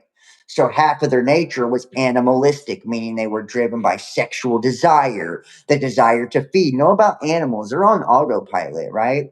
I mean, I don't want to be, not to be profane, but like, you know, their only desires are to survive, right? To fight and feed, right? To defend themselves, protect their young, right? Their offspring, which is what they were doing with the fallen, right? Or the Nephilim, right? They're to fight one another for dominance and hierarchy, to mate and reproduce, so that animalistic side, and to feed, right? Like that's it, you know. And you see that's what demons do, you know. They're basic, they feed, right? They're violent. Like there's not a lot to them, you know. They have that animalistic nature, right? So when they sinned against animals, you can see, and that's, you know, they get, Christ sends them into pigs and all of this, right? You always see animals connected with demonic entities. The violent behavior of the giants in the first Enoch continues, where the spirits of the giants attack humanity, right? Thus, it appears that the spirits behave in a manner similar to that of the giants. Um, And this article argues in the description of the giants and their spirits. And 15 is modeled after the violent behavior of the demons found in the Mesopotamian bilingual series, Utuku Lemutu. The giants, therefore, are not to be identified with the Mesopotamian warrior kings, but their behavior rather indicates that they actually are violent and evil demons. Think about that, right? So, and if you look at the warrior kings of ancient world, a lot of the Naga, right? Like they were serpents and warriors. They were serpent gods, warrior gods, right? So it's like these were the fathers of these evil spirits. And then the evil spirits, remember, in Enoch, they were cursed, right? To walk the earth, you know, as evil spirits. So the Apkallu, primordial sages associated with antediluvian wisdom. And once again, we see the same type of pattern, right? So we have the antediluvian sages, right, that give supernatural wisdom to bring out civilization and knowledge of humanity. Then cross that with the Enochian tradition, right, of the Watchers giving the forbidden knowledge to the corruption. The comparison isn't merely modern internet lore. Scholars have specifically argued that the Enochic Watcher traditions may have inverted or transformed Mesopotamian Apkallu traditions, and some Apkallu traditions themselves contain associations with dangerous or potentially demonic beings. Let's see if it gives us any of these here, or if this is the same one. Yeah, I think this is the same one. So, but then the demons, right?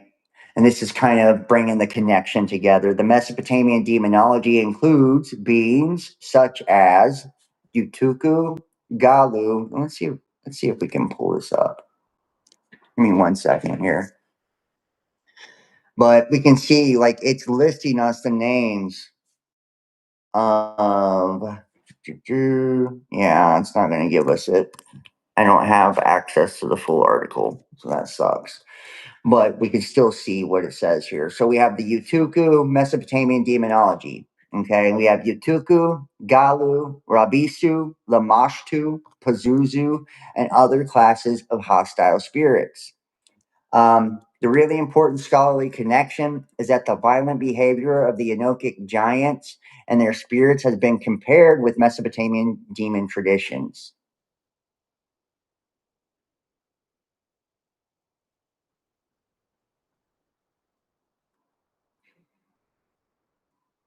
Which we've already went over this, right? So we see that, this is the same thing. This is the comparison of the Enochic traditions with these Mesopotamian demons, right? Or evil spirits. Then we have Deuteronomy 32, right? This is, they provoked him to jealousy with strange gods, with abominations. Provoked they him to anger. They sacrificed unto devils, not to God. To gods whom they knew not, to new gods that came newly up, whom your fathers feared not. Then in Psalm 82, God standeth in the congregation of the mighty, he judgeth among the gods. And in 1 Corinthians as well, but I say that the things which the Gentiles sacrifice, they sacrifice to devils and not to God. So when the Bible says the nations worship gods and sacrifice to devils, what kinds of beings do biblical authors think existed beyond those religious systems? And we can see like this is what we had at that time. Okay. The ones of Mesopotamia and whatnot, right? Mesopotamia, Sumer, we had Akkad, Babylon, Assyria, right? Anu, Enlil, and we've already talked about some of these gods already, right? Anu, Enlil, Enki, Ea, Inanna, Ishtar, Marduk, Nergal, Nabu, Shamash, Sin, Anunnaki, Ajiji, Apkallu, demons, and the celestial gods. We've actually talked about almost all of those, right? Which come from the Atrahasis, the Enuma Elish, the Epic of Gilgamesh, Era Epic, Utuku, the Mutu, magical and exorcistic texts, and astronomical and astrological tablets. Then we get into the Canaanite or Ugartic religion, right? And the Canaanites, they worshipped El, Baal, Asherah, Enat, Mot, Yam, Resheph, and then you compare them to the Hebrew Elohim, Yahweh, Baal worship, which is condemned in the Bible, right? The sons of God, the divine council, and storm god imagery, especially in Psalms 29, the sons of God or the sons of the mighty. Language becomes extremely interesting against the background of the West Semitic divine council traditions. Then we look at Egypt. We have, their gods as well. Ra, Osiris, Isis, Horus, Set, Thoth, Anubis, Amun, Ptah, Apophis, Apep, right? And see, in all of these, too, you look at it, we'll see like connections over and over and over, right? These are the same gods, in my opinion, with different names, right? The same gods with different names, you know. Apophis, Apep, right? It's a destroyer, right? The god of chaos and darkness. He's a giant alligator. We see these things all over. Baal, he's a bull, he's a golden idol. We'll see different versions of these gods, and they manifest with different animals, masculine, feminine archetypes, different celestial backings with astrological bodies. Okay. It says creation, death, resurrection, the underworld, celestial bodies, right? We look at Greece. We have their pantheon of gods: Zeus, Hera, Poseidon, Hades. And you can see this over and over and over too. Notice that, Poseidon, he wasn't the top god, right? He wasn't the top god, but he was the lord of the water and basically like lord of the earth. He was an Enki type of character. He allegedly created Atlantis, right? Which Atlantis, Plato's Atlantis, we look at that high level of civilization, which then fell. Okay. Zeus would be akin to the sky god, right? He's the, that would be more of your Enlil, I guess, the Lord Commander. But we have Hades, Athena, right? Hades, Lord of the underworld, Athena, right?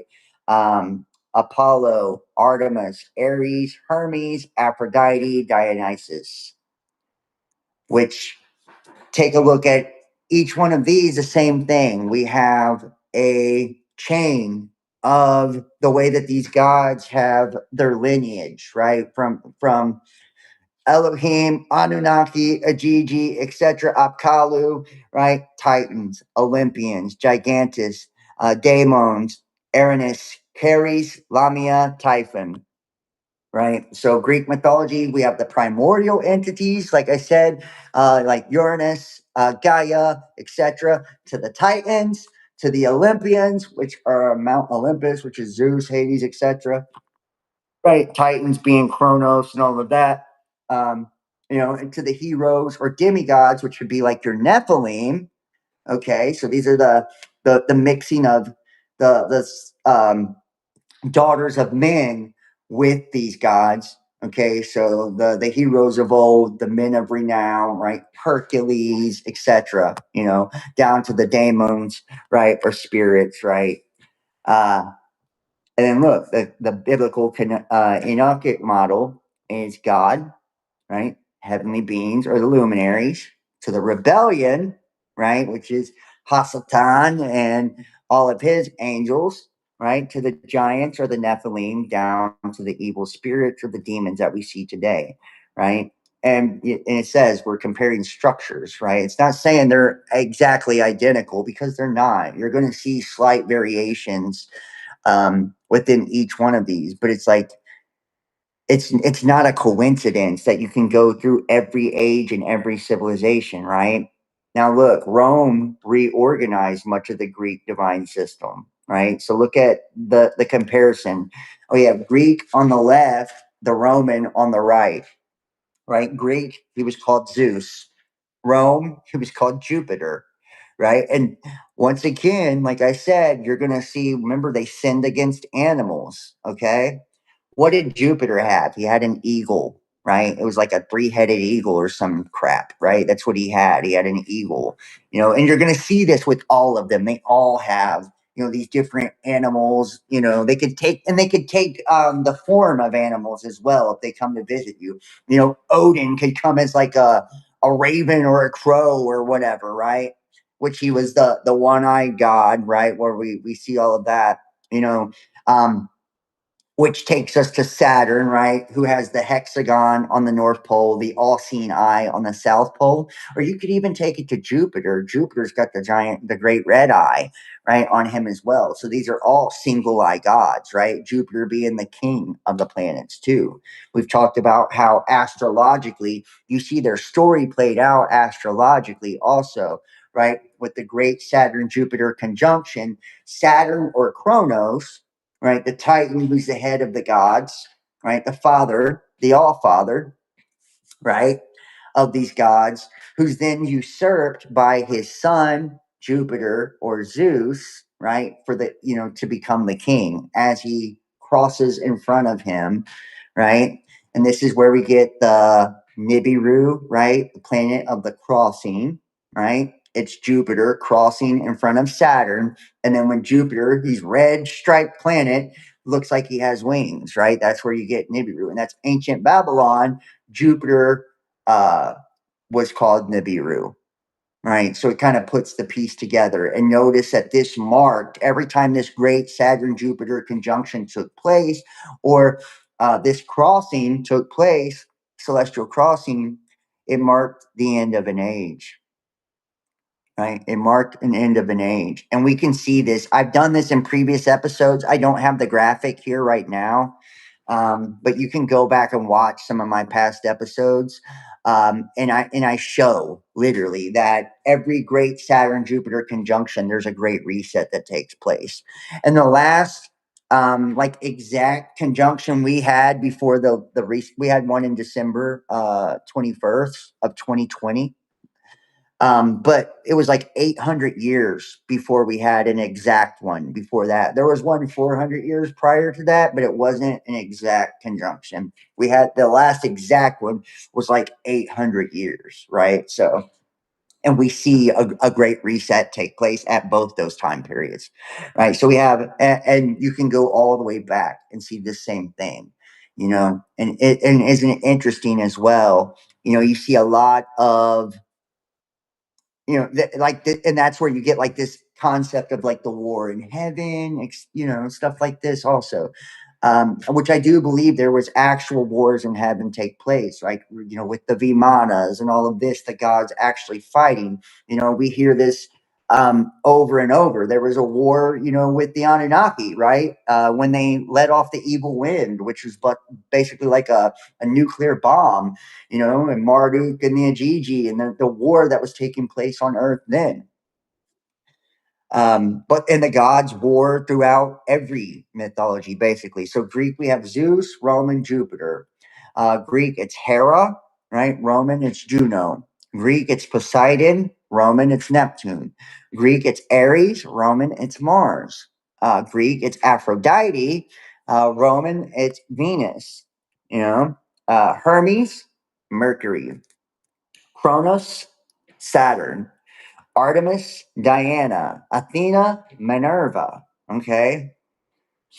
So, and then this is where we get into the astrological part of it, right? So, we look at the Babylonian planetary religion, right? The sun was known as Shamash, the moon, which is Sin or Nana, right? And this is where we get like sin, like coming from the moon. And it's like you look at the Kabbalah right? The Sephiroth and all this, and it's like the lunar sphere, right? Which is where the sexual organs are actually located, right? So sin, Mercury, Nabu, Venus, Ishtar, Mars, Nergal, Jupiter, Marduk, right? And notice, like I said earlier, there was a prophecy in the ancient Sumerian tablets, right? The Enki's world order, right? Where Enlil and Enki, right? These two brothers, Enlil's the Lord Commander, but Enki's actually the older brother and the one who enlightens and creates mankind. The shepherd and his brother, the warrior, is the Lord Commander of the earth. Enlil, he's the one who decides to flood the earth. And he decides to flood the earth because of humanity making too much noise. And like you hear a lot of common schools of thought on this, which I believe is a flawed premise. They say that it was because of he heard humans having sex and the noise that they were making. He couldn't stand that. I don't think so at all. I think it actually is because we became conscious, right? And these entities appear to be like a hive mind. Okay. They appear to be a hive mind. And if you look at like any type of interactions with like what people call extraterrestrials or anything like this, right? It's always like channeled messages, it's always telepathic, right? When people hear words from the Lord and stuff like that, it's always given as images or words or, right? It's never a verbal, like speaking, like audible verbal speech, like me and you, okay, with language. So we became conscious. So we had that ability to be in the spiritual realm. And imagine if these guys are talking, telepathically, consciously, and they're all on a wavelength with their thoughts. And now they mingle with us. And now we're on that wavelength with them because we're part of their seed or whatever. Um, Imagine all of the thoughts of humanity, right? Being like scattered, broken thoughts as opposed to these beings that have mastered their consciousness and have like this hive mind. It's like you sitting there thinking about, oh, I wonder I wonder if little Junior is going to go to high school today, or I wonder when my groceries are going to run out, or I wonder when the electrics do. Like all the thoughts that you have, and I'll take that way back then, like a human having all these different thoughts. That was the noise, right? That was the noise, right? Was basically consciousness. Okay. So why are the gods repeatedly associated with celestial bodies? I mean, I think the answer is really quite clear because the Bible says that God is the Lord of hosts. They are luminaries or heavenly hosts or watchers, which are stars or messengers, right? And they're messengers because they're giving off a frequency, right? They're giving off a frequency. That's why when you look at them under a telescope, they look like, a light underwater. And then planets being wandering stars, the ones who transgressed and came down here. I believe they actually are heavenly entities, and that heavenly entities are conscious. Mesopotamian scholarship directly documents, the association of the visible planets and other celestial bodies with the gods and divine manifestations.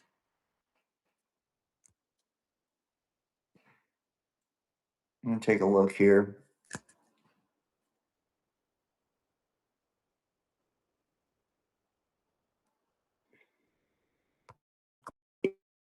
Yeah, we already read this earlier. Whoops. Let's see if this other text pops up here. Gods and goddesses.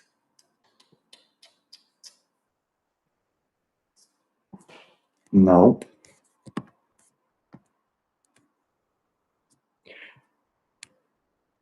All right. Well, Deuteronomy 4:19, it says, "Unless thou lift up thine eyes unto heaven, and when thou seest the sun and the moon and the stars, and even all the host of heaven, shouldest be driven to worship them."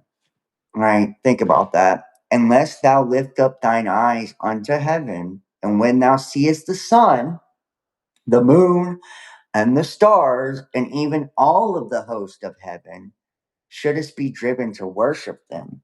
Right? Now look at Persia and Zoroastrianism. We have Ahura Mazda versus Angra Mainyu, right? And then the Devas, Yazadas, Amisha Spintas, right? Which is same thing, right? The development of good supernatural beings versus evil supernatural beings with later Jewish and Christian demonology, right? India, these are, says it's radically different categories, but we can still see, right? Devas, Asuras, Rakashas, Yakshas, Pretas, Pisakas, Nagas, Indra, Agni, Varuna, Shiva, Vishnu. Okay. And, and think about this too. We see still to this day this kind of this uh, it's still being worshipped right today, like Shiva, right? This destroyer god. You'll see this same kind of, from the destroyer of the Bible to the destroyer now, right? Shiva. It's on the temple of, Apollos, right? Is where CERN sits, the Large Hadron Collider.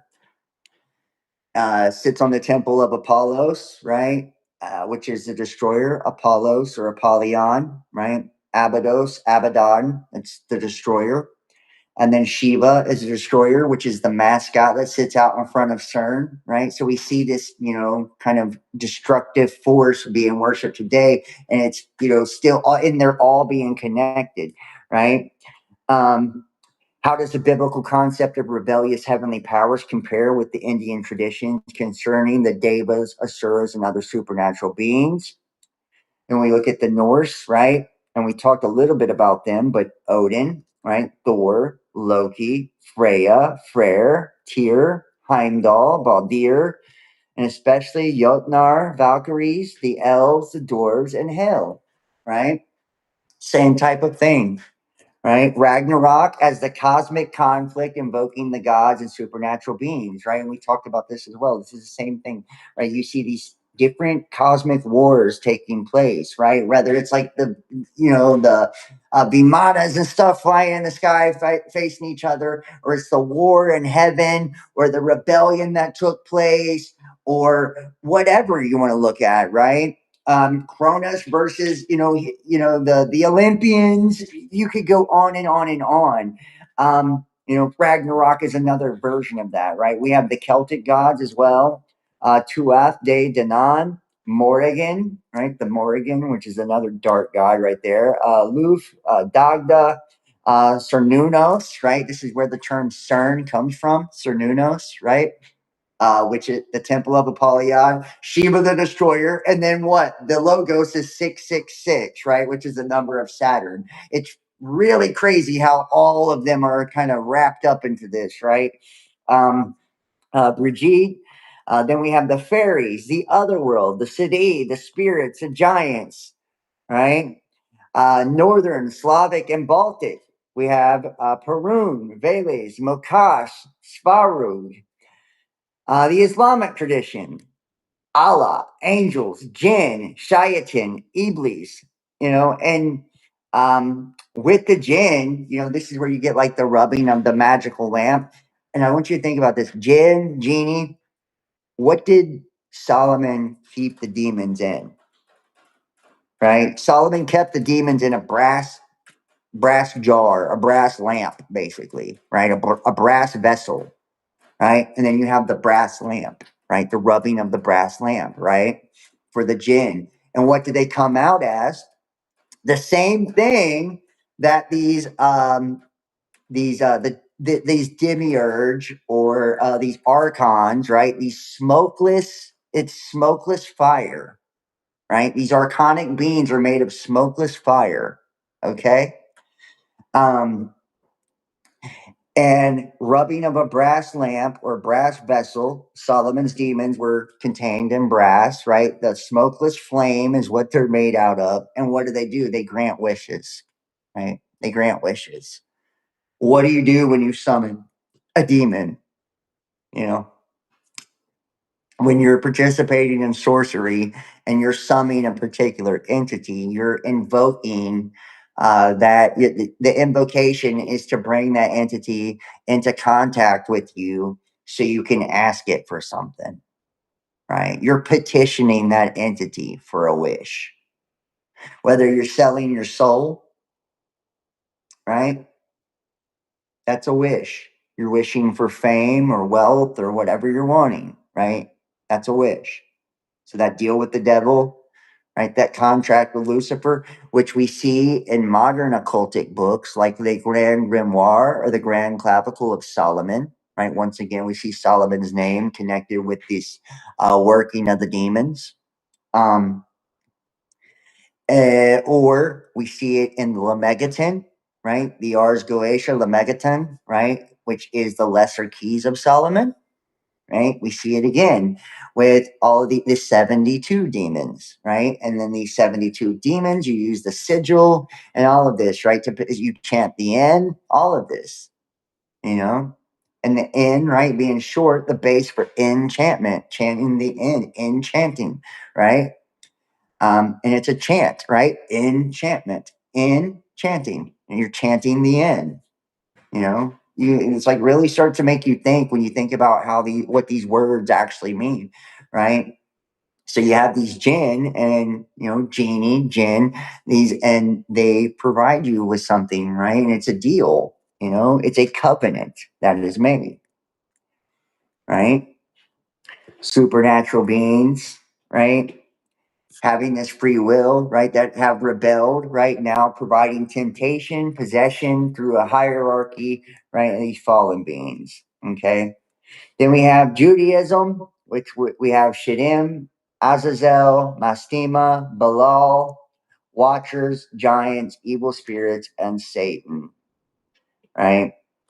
And Jewish demonology developing from the biblical period through the Second Temple. The Dead Sea Scrolls are extremely valuable here because scholars specifically trace how Enochic demonology was adopted and transformed in Qumran traditions.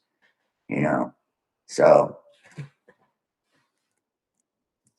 We can get this to pop up here.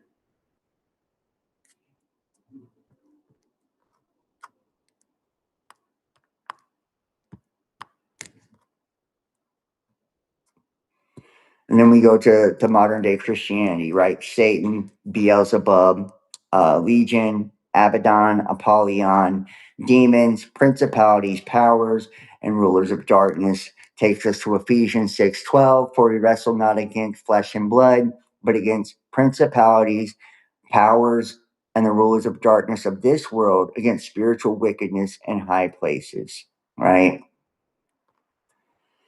So, looking at the connections, now it's just kind of like wrapping it all back up with all the different connections, right? Anunnaki, Aiji, Apkallu, right? And the demonic connection, right?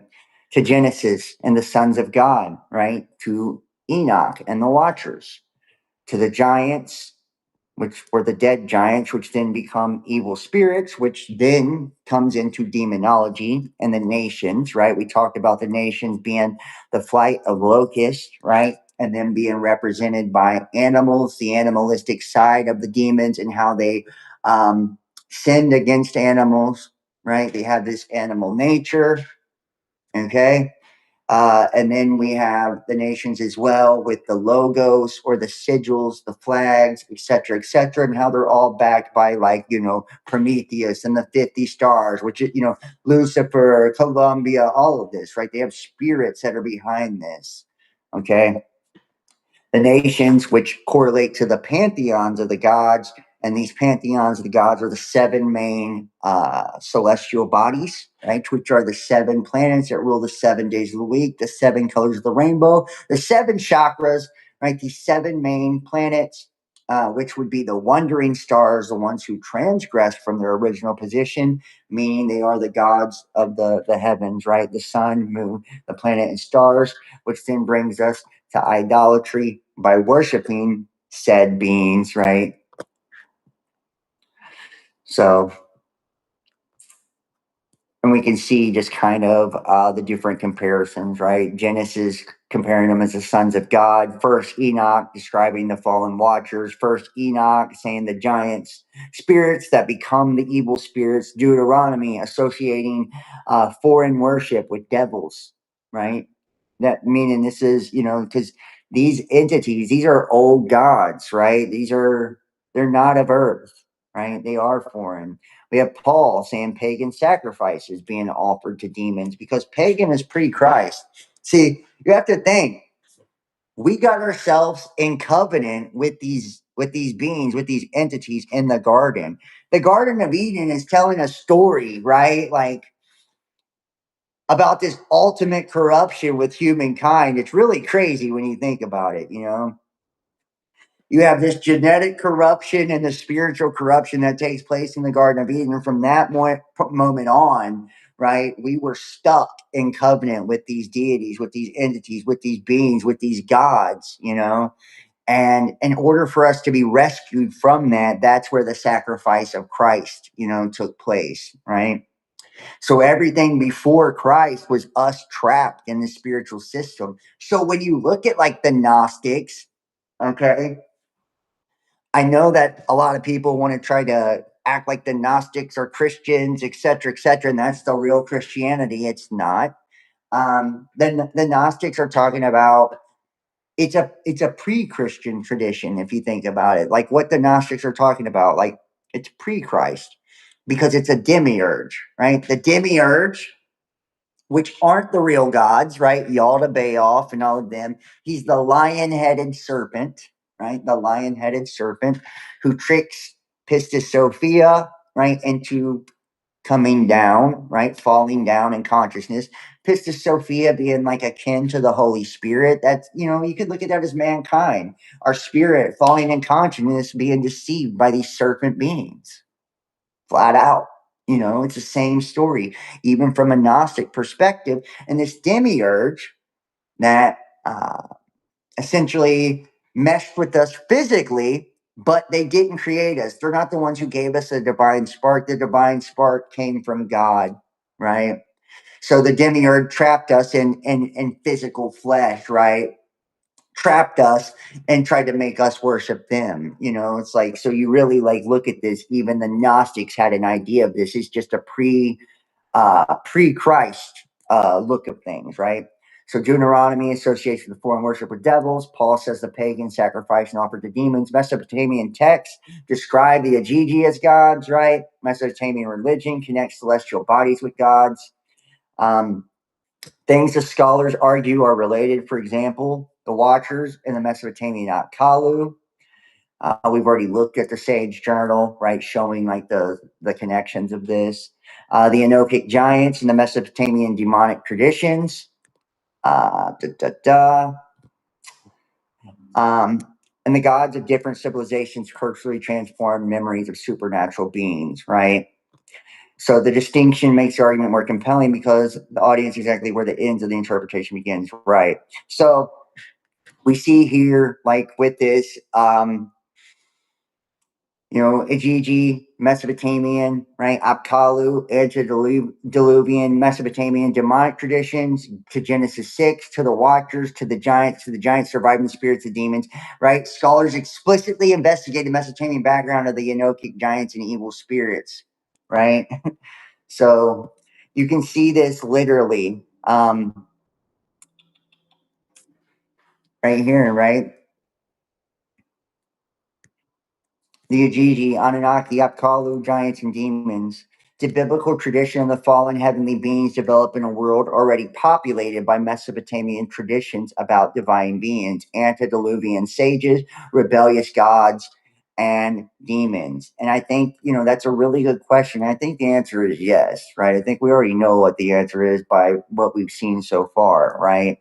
In the Atrahasis, the great Anunnaki imposed labor upon the Aiji. The Aiji are described as digging canals and maintaining the land. After years of forced labor, they revolt, right? Think about it.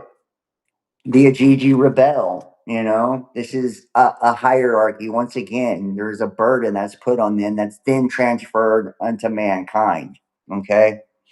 The Atrahasis, or the rebellion of the Gigi, says when the gods instead of man did the work. And hold on, let's see if we can pull up this Atrahasis. I think this might be it. And notice they were digging canals too, which is crazy because that takes you once again back to like Shambhala and all of this because it's like them in the tunnels. Okay. Yeah, this is the Atrahasis right here. So we're going to take a little look at the Atrahasis. Okay. Tablet 1. Let's make this bigger so everybody can see it. When the gods, instead of man, did the work, bore the loads, the gods' load was too great, the work too hard, the trouble too much. The great Anunnaki made the Aiji carry the workload sevenfold. And I want you to think about this too, the use of the sevenfold. Also, this to me, think about Cain and Abel, right? And if he am I my brother's keeper? He slays his brother, right? The Lord hath gave me, right? Meaning his name, the Lord hath given me. Okay, so I mean he came from divinity, right? And this is like she takes the tree of the knowledge of good and evil with the serpent, then gives it to Adam. She has Cain and Abel, which Cain, the Lord hath given me, right? So this is assumed to be the serpent seed, right? And then he then kills his brother. Then Seth is a replacement, right? But the curse that's put on the mark of Cain, right? It's sevenfold, right? Then his son is 7 times 77, right? So we see this sevenfold, right? The sevenfold also correlates to the 7 main astrological bodies. Once again, the wandering stars, the colors of the rainbow, the chakras, the days of the week, they carry the workload sevenfold. The rulers of the reality, sevenfold. The days of the week. Think about this. This is deep shit. Anu, their father, was king. Okay. Anu translates back to the primordial beings, right? Where he gets his member bitten off during a war for the kingship. Their counselor was Elil. Their chamberlain was Ninurta. Their canal controller was Inuji. they took the box of lots, right? And remember, we talked about in one of the previous episodes how lots were like the old version of tarot, right? It was for divination. Cast the lots, and the gods made the division and went up to the sky. Once again, we see this division or separation, right? God, in the beginning, God created the heavens and the earth. Source, creator, God, right? Yahweh, right? El, okay? And then there's a separation. He created the luminary, the heavenly beings, right? Were then created. The heavenly beings were then created to separate what? The night, the day from the night, right? Light from the darkness, good from evil, truth from a lie, right?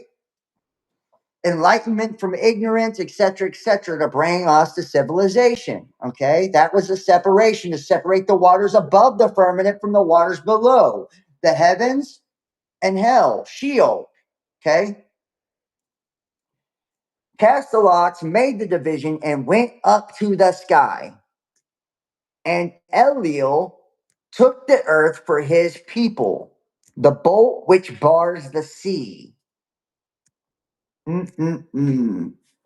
I find this to be really interesting. The bolt which bars the sea was assigned to far-sighted Enki, right? Enki, like I said, originally Ea, the lord of the water, right? Then become lord of the earth. Once again, same connection with like Uranus, Neptune, and Gaia, right? These primordials with the water, right?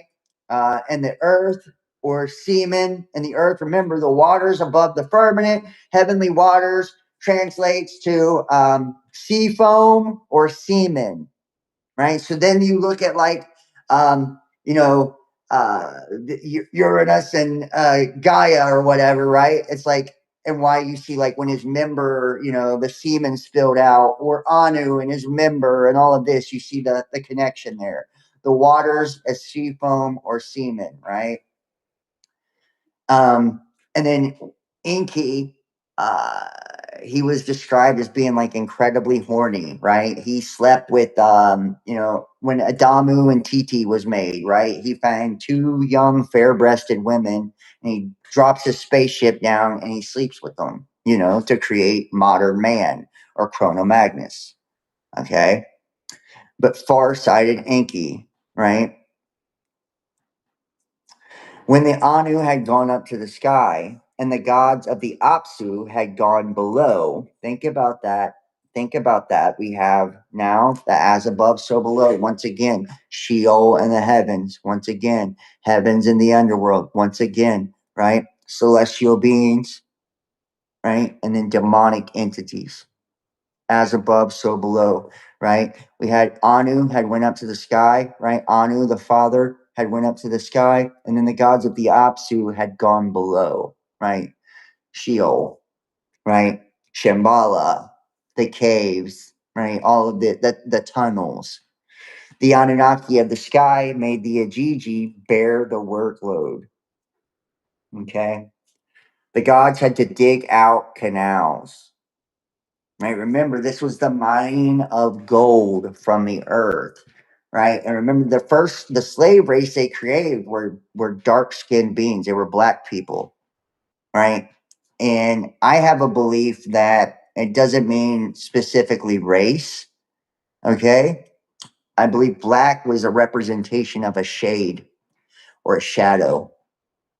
Right. We look at Genesis and it says, in the beginning, we were created in the image of the Elohim. Right.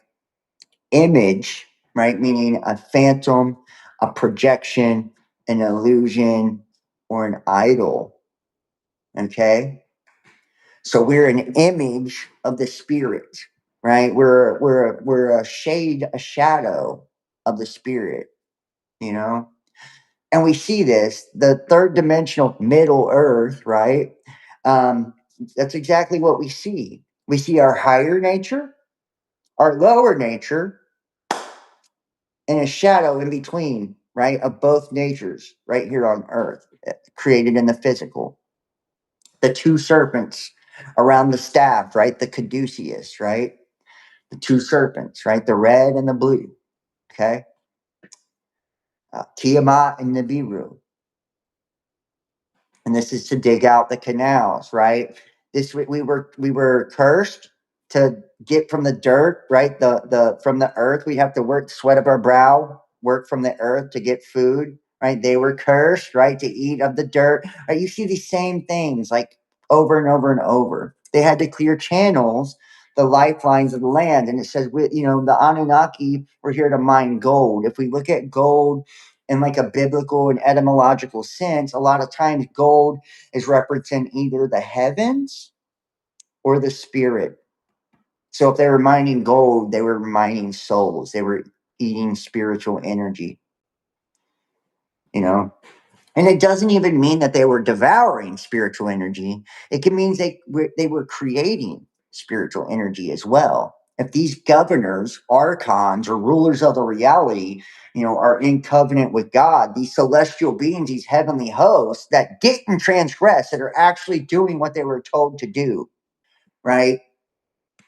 They're shining that frequency on the firmament down to the earth, right? We see the process of soul illumination taking place, or star in a jar, right? Where the earth acts as a prism that separates this light, right? That way it can be lowered in density or vibration to be physical matter. It's like the slowing down of this vibration. We think it's this constriction of time, and it seems so short, but it's like eternity, right, outside of here. They were taking place in this process of creating gold, and it seems like these other ones, below, eat the gold or whatever, right? And this slave race that was created, this black skinned race, right, or dark race, black race, like a shadow, a shade, right? Had to clear channels and lifelines to the land. The gods dug out the Tigris River, then dug out the Euphrates. In the deep, they set up the Apsu of the land inside it, raised its top, all the mountains. They were counting the years of loads. The great marsh, they were counting the years of loads. For 3,600 years, they bore the excess, hard work, night and day. They groaned and blamed each other, grumbled over the masses of excavated soil. Remember, we come from the dirt. Let us confront the Chamberlain and get him to relieve us of our hard work. Come, let us carry the Lord, the counselor of gods, the warrior, from his dwelling. Right? The counselor and the warrior, right? Who is Christ, right? The Holy Spirit's the divine counselor, right? The warrior, like I said, Naga warriors, right? Warrior in this case, would have been like Enlil, right? That's Satan, the accuser, from his dwelling. Come, let us carry. And could this even be a different interpretation of this? A counselor of gods, the warrior, could they be one and the same too? Jesus could also be described as a warrior, right? The Son of God, he's not just as the counselor, right? He's also the warrior. He comes with a sword. Okay. Come, let us carry Elil, the counselor of gods, the warrior, from his dwelling. Then Aliyah made his voice heard and spoke to the gods, his brothers. Come, let us carry the counselor of gods, the warrior, from his dwelling.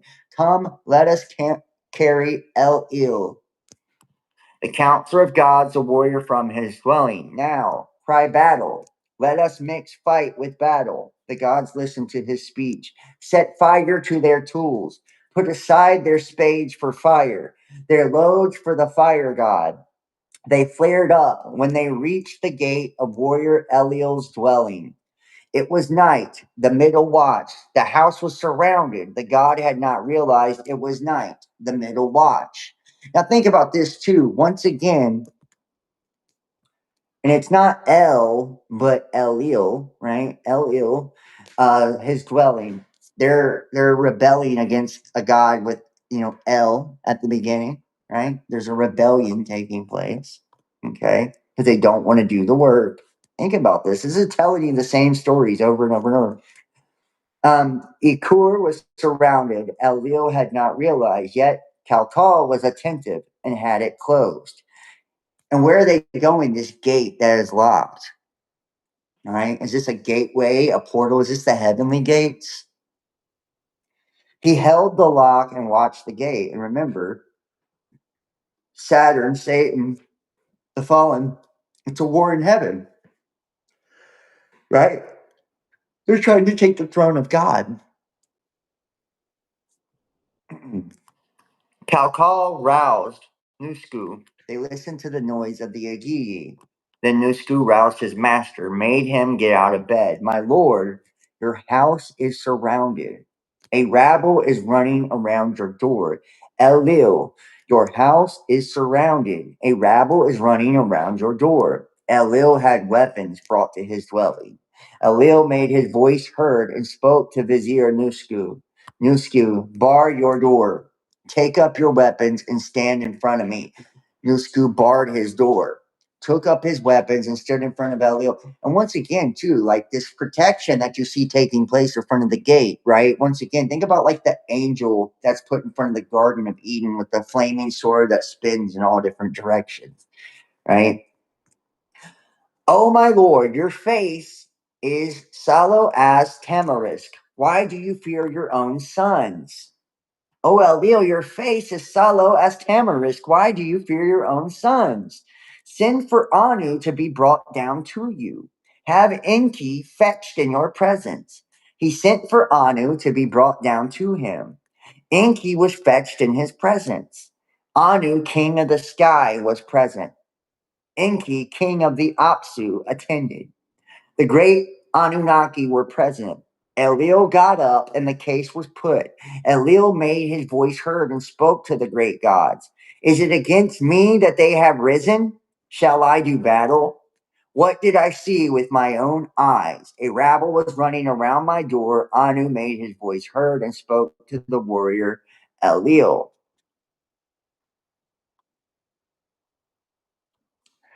Basically, and you can see right here, bam, every single one of us gods declared war.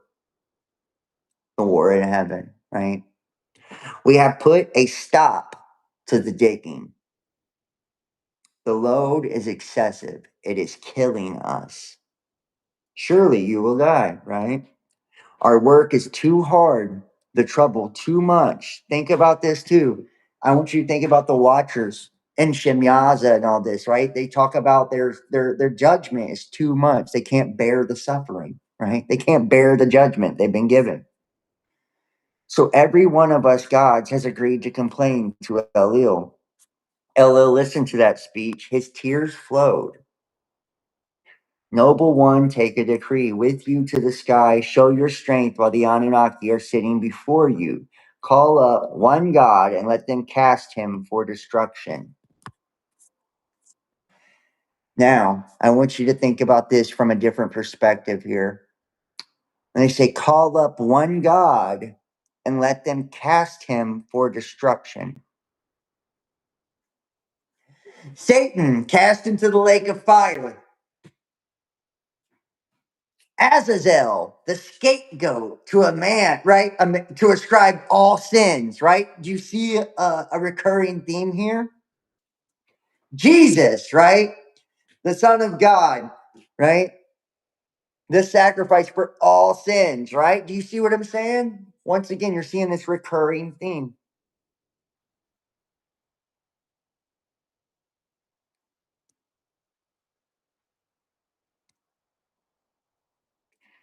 While the Anunnaki are sitting before you, and while Belet Talai, the womb goddess, is present, call up one and cast him for destruction. Anu made his voice and spoke to Nusku, open your door, take up your weapons, bow in the assembly of the great gods. And let's see, I think it's Kingu. Is it Kingu? I'm not sure in which one in this day. It's not proper for him to make him. The work is inky. He makes everything pure, right? So he's the one who makes all of us, right? And they take the sacrifice of a god. Hold on. Let me see if I can find it. Let a man bear the load of the gods. They called up the goddess. Asked the midwife of the gods, wise mommy, right? You are the womb goddess to be the creator of mankind. Create primeval man. that he may bear the yoke. Let him bear the yoke, the work of Eliel. Let man bear the load of the gods. Nintu made her voice heard and spoke to the great gods. It is not proper for me to make him. The work is Enki's. He makes everything pure, right? He's the Lord of the water and the Lord of the earth, right? Enki is. If he gives me clay, then I will do it, right? We were made from the clay, from the dirt, right? Prometheus took the clay, right, to form us as well. You're seeing like all of these similarities. Enki made his voice heard. On the 1st, the 7th, 15th of the month, I shall make a purification by washing, right? 1, 7, right? 7, and then 15. 15, 1 plus 5, that could be Saturn right there, okay? Then one god should be slaughtered, right? And the gods can be purified by immersion.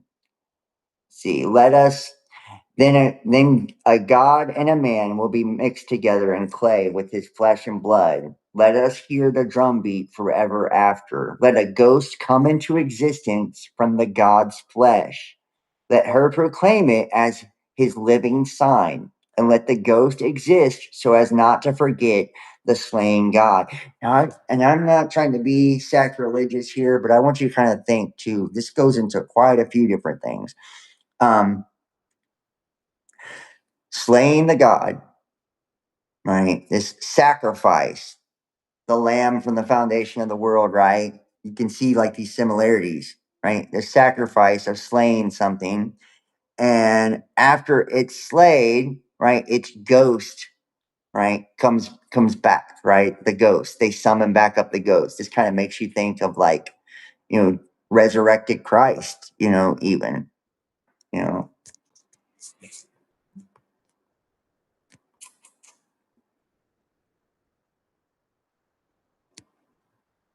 The ghost existed so as not to forget the slain god. After she mixed the clay, she called up the Anunnaki, the great gods, the Aiji, the great gods, spat spittle upon the clay. I have carried out perfectly the work you ordered for me. You have slaughtered a god together with his intelligence. I have imposed your load on man. We've been cursed, right? We've been cursed. I have imposed your load on man. They have placed a curse on us. That's what a curse is, right? I have undone the fetter and granted freedom. That makes you wonder too, you know. It really does. It makes you wonder quite a bit. Why were, them just being jealous of us doesn't really seem like enough, does it? Right? Like the angels just being jealous of us for no reason. But if in fact, like they were cursed, you know, if they were cursed and that's why they wanted to mingle their seed with ours to transfer their curse onto us. And that also makes sense of why God would be so pissed off at them for what they did. If you look at it from like a different thing, it's like, yeah, they had sex, they came onto the daughters of men. Yeah, they taught us, tried to raise us to civilization and taught us all this forbidden stuff. But it's like, why would God be so angry with all of this? And it's like, did they actually like were they cursed for doing something, and then like place that curse in humanity, and that's why Jesus, right? So it's like Jesus is like another notice, it's the same process, right? The same way they imposed the curse upon us in the Mesopotamian stuff, right? Is the same way the curse is removed, right? By God putting his spirit now in a man and sacrificing him the same way that they did to us, right? They took a God, sacrificed a God, and then put his spirit in man to curse us. So God takes his spirit and puts it in a man and sacrifices him to put the curse back on them. Right? Like, that's wild when you think about it. That is wild when you think about it. It's like mind blowing. Eventually, their labor became intolerable. Rebellion forces the senior gods to find a solution, right, which is create humanity. Human beings will perform the work of the Aiji no longer want to perform, right? Atrahasis tradition is generally dated to the early second millennium before Christ, right? So you literally see that this is, this is before Christ, like I said. And it's talking about the Anunnaki were aliens from Planet X, which is a speculative interpretation, but not what the ancient Akkadian, says. Extraterrestrial slaves were the Aiji, but that's not what the Atrahasis says. That's what I'm saying. When you start to look at the whole ET stuff, it really starts to come into focus that it is a great, great deception, right? There is no truth in the extraterrestrial crap at all. Like, I've always been very, I've always been like very, like I've doubted the legitimacy of aliens and all this for a very long time. I've always thought it was a deception and all of this. And it's like you see the government's pushing this crap now and like releasing like tic tac videos and all this crap. And it's like right there, that should be your confirmation. It's nonsense. The fact that the government's pushing it. I told you at the beginning of the video, right? They're computer generated images of all the planets, right? They're fake satellite images of the Earth that look so different. It's like now they're fake moon landings, they're fake ISS, the fake globe Earth, all of it. And then you look at, oh no, GG, we're extraterrestrial slaves, right? Et cetera, et cetera. Right? You just keep looking at it, it's like, damn, we've been really, really deceived here. These ancient texts just tell us flat out what happened. And it's like it actually makes sense in the scheme of things. Like when you look at it from this to the Bible, wow, yeah, these are two different views of something. The Bible, says these guys weren't good guys. They cursed us, right? This serpent thing, it cursed us.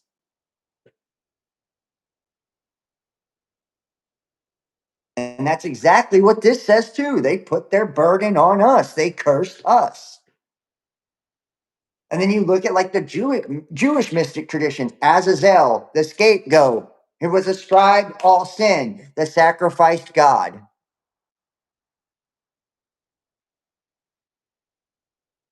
Prometheus, the sacrificed God.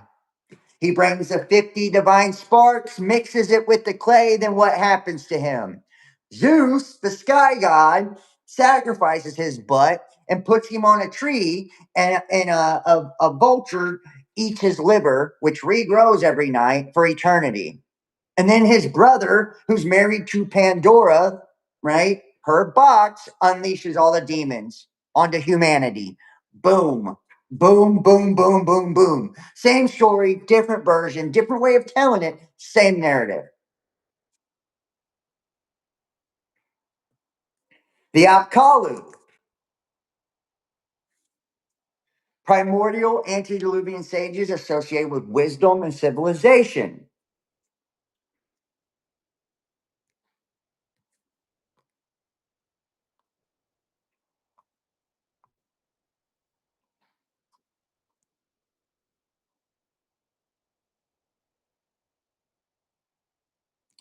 And Amar Anus has argued the Enochic traditions derives in part from Mesopotamian traditions. We've already talked about that, right? We've already looked at this. Mesopotamia, the antediluvian sages, et cetera, goes into Enoch, right? Now, first Enoch 6, the watchers see human women. They descend, they take wives, they produce offspring. The story develops Genesis 6 dramatically beyond what the KJV itself tells us. And it's like, is this how they did it? I mean, you could look at this a couple different ways, right? Was the genetic modification, so to speak, was it just them, sexually reproducing? with man. Was that how? Is that the first STD? Was that the first STD? I mean, think about it, right? The Garden of Eden, right? Surely you won't die, right? Eat of the tree of the knowledge of good and evil, then your eyes will be opened. You'll be like the gods, right? Boom, right? Then she has Cain, right? The Lord hath gave me. The Lord hath blessed me, right? Who slaughters his brother. He brings murder into human, you know? You see the same type of story. The Watchers teach humanity forbidden arts and knowledge. Among the traditions attributed to them are weapons, right? And this is, remember, once again, Semyaza to bring Azazel to bring us to a high level of civilization, Prometheus, the light bearer, Lucifer, the light bearer, right? This enlightenment, high level of civilization, right? We keep seeing these curses with the serpent, Satan, the garden, etc., right? We're seeing all of this, right? And then what do they teach us? Weapons, metalworking, metallurgy, cosmetics or makeup, sorcery, astrology, enchantments, roots, herbs, and signs of the sun and moon, right? You have the giants, right? Their offspring becomes monsters, okay? The giants, which consume humans and their resources, they attack the humans, they kill, they drink blood, they destroy animals, they bring violence upon the earth. Now, I want you to think where they don't actually have to even be physical in a lot of these ways of looking at it, right? To this day, demons still do the same thing, right? Blood sacrifice, right? All the sacrifices you see taking place across the earth, whether it's genocide, wars, right? These are giant sacrificial rituals taking place, dude. Right? These are sacrifices taking place.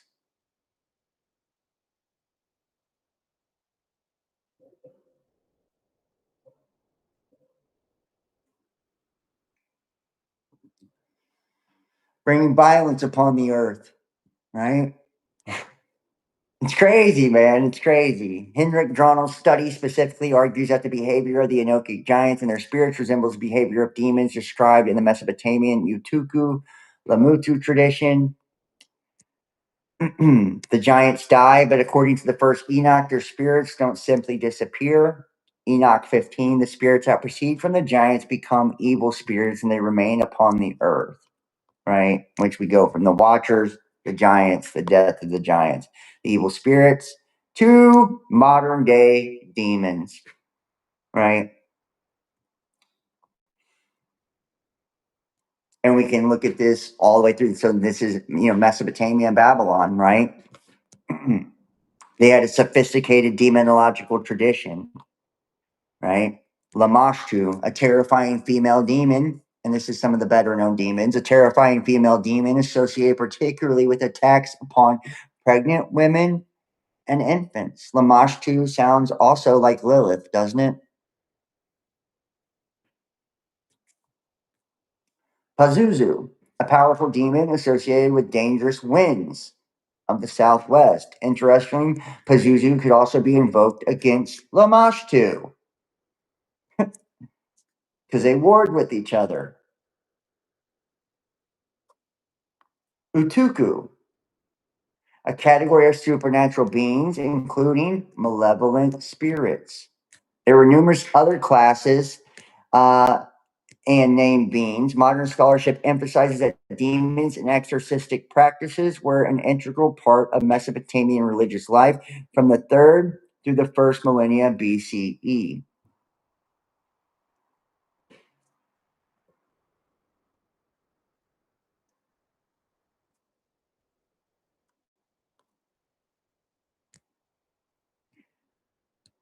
Demons and the means of opposing them in ancient Mesopotamia during the early 3rd to late 1st millennium BCE. Demons and witchcraft were integrated aspects of the Mesopotamian world. They could threaten individuals, often causing illness or ill fortune, as well as target society as a whole, encroaching upon the protected and ordered world of the Mesopotamian city. There were a number of ways to counter such threats, such as protective amulets and incantations. But the foremost, particularly in the 1st millennium BC, was the figure of the Apsu, or exorcist. A trained ritual professional, the Aspu, or Apsu, had a range of tools as well as the protection and sanction of the gods. That's crazy. Wish we could see this whole thing. I don't think we can. I think we gotta pay. Yeah, I think we do. Yeah, fuck. I think these. Yeah, I think these are the same article. I don't know why they put them both right here. Right, I don't know why they put both in there. Right, so the Utuku, Lemnutu. Lemnutu is a Mesopotamian bilingual exorcist series dealing with evil supernatural forces. He argues that, so Henrik Dronal argument becomes extremely useful. He argues that the violence attributed to the Enochic giants and their spirits was modeled upon the description of demons in the Utuku Lemnutu. Identifiable Mesopotamian demonological motifs that appear to have influenced Enochic author conceptualize the giants and their spirits. In Genesis 6, 1 through 4, and it came to pass when men began to multiply on the face of the earth, and daughters were born unto them, that the sons of God saw the daughters of men, and they were fair, and they took them wives, all of which they chose. And the Lord said, my spirit shall not always strive with man, for that he also is flesh, yet his days shall be 120 years. There were giants in the earth in those days, and also after that. And when the sons of God came into the daughters of men, they bare children to them. The same became mighty men, which were of old, men of renown.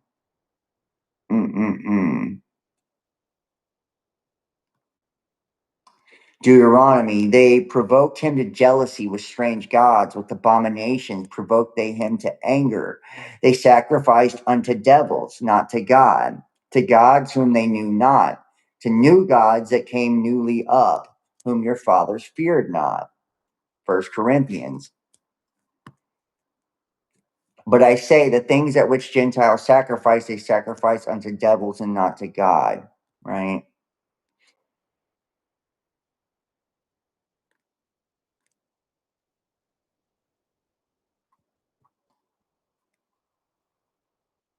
Which takes us back to the planets, right? So the connection with the planets, Mesopotamian religions associate celestial bodies with divine beings, right?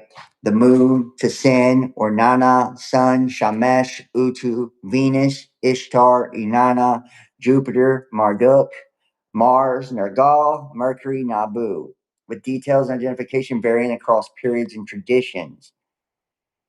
It isn't an ancient astronaut claim. The association of celestial bodies with divine identities is documented within Mesopotamian religious and astronomical traditions, right?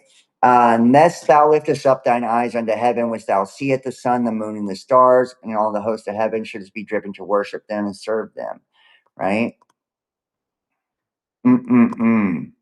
So you see, right, in Deuteronomy, sun, moon, stars, most of heaven, warning against the worship, right? So literally, we see the Bible telling us, because this is something, and I think it's really proving the point, right? Like with the notes here, it's like saying, like, the Bible comes after this Mesopotamian concept, this Babylonian crap that we've seen, where, we've already had all of these things take place, you know, to where there's already been this transition to where we are now, to where they're just demons at this point, right? And men are still, right, falling for the trick. They're falling for this today, right, with the ancient astronaut theory. I think the ancient astronaut theory reconstitutes this same old deception, right?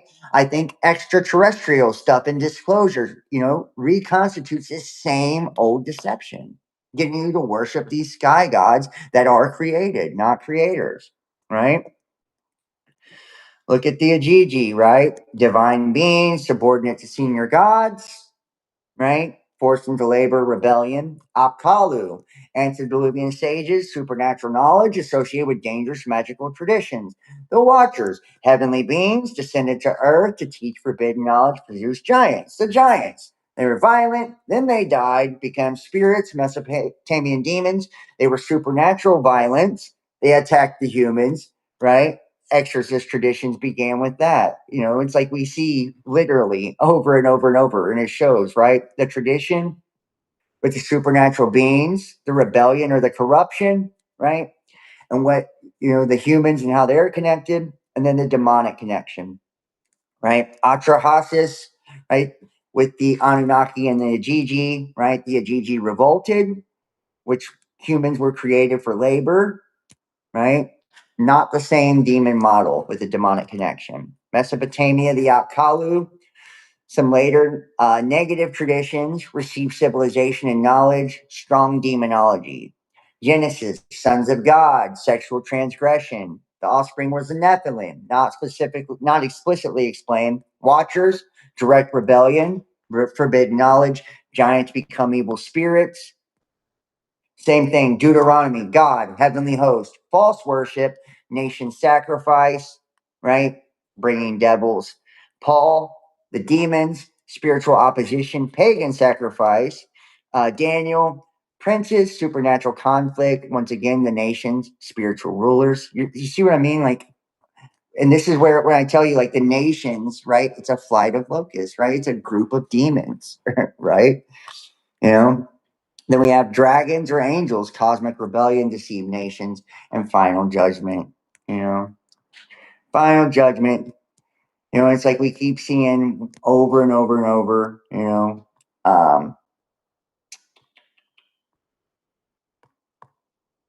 Let's see. I wonder where I go with this now.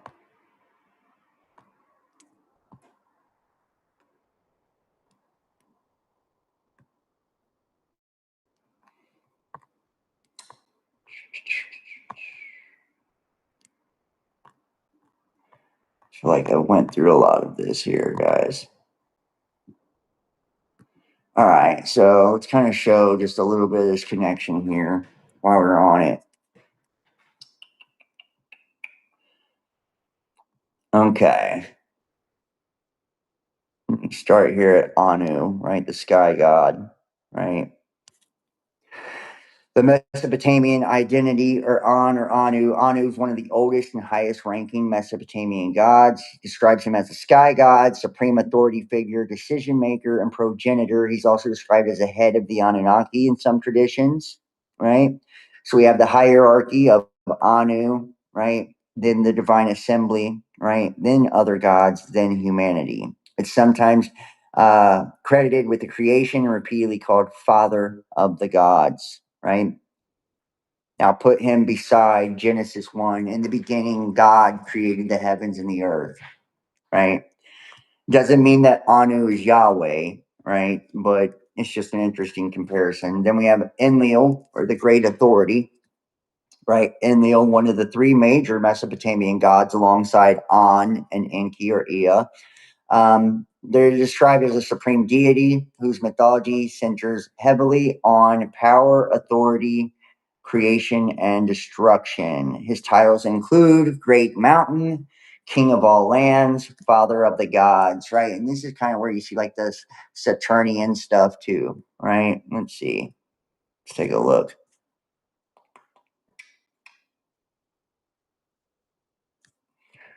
Right? Enlil, one of the supreme deities of the Mesopotamian pantheon, he decreed the fates. His command could not be altered, and he was the God who granted kingship. His temple, Ikur, the mountain house, was located in the city of Nippur, the religious center of Mesopotamia up until the second millennium BC. His temple was the most important temple in all of southern Mesopotamia.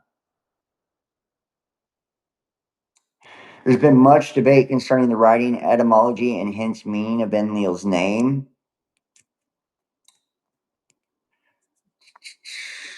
If we do read Enlil, the translation of Lil is contentious, as the Sumerian word Lil, whose Akkadian equivalent is Zakiku, means ghost, phantom, or haunted. Ooh, that's really interesting. Think about like all of the rappers and stuff that use Lil in front of their name, like Lil Nas X and stuff like that. That's very interesting. But a translation is Enlil's name as Lord Ghost makes little sense. Lord Ghost kind of reminds you of like Holy Ghost a little bit. Just saying. Makes little sense in the context of his mythological attestations. The interpretation of Lil as wind is apparently a secondary development, right? He is a god of the wind, right? The prince of the power of the air, right? The lord of the air. So we know who else is a prince of the power of the air, do we not? Right? It's Satan. Okay. Huh. Which has led to interpretation of Enlil's name as Lord Wind or Lord Air.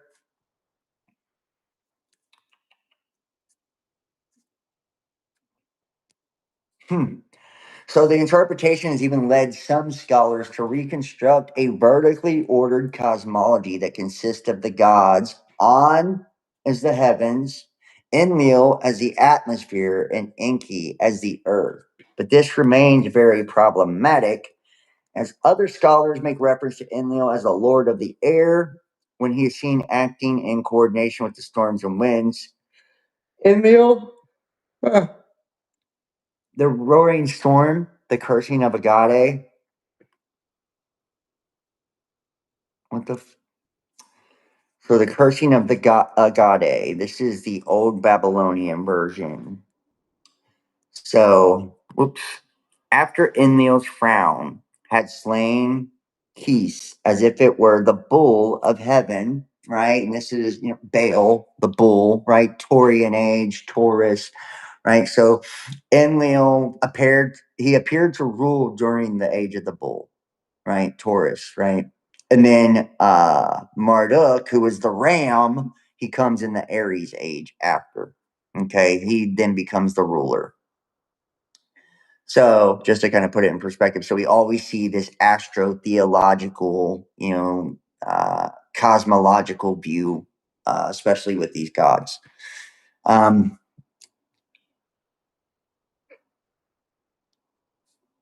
He had slaughtered the house of the land of Unug in the dust. Damn. See, once again, we see the dust. So this is interesting.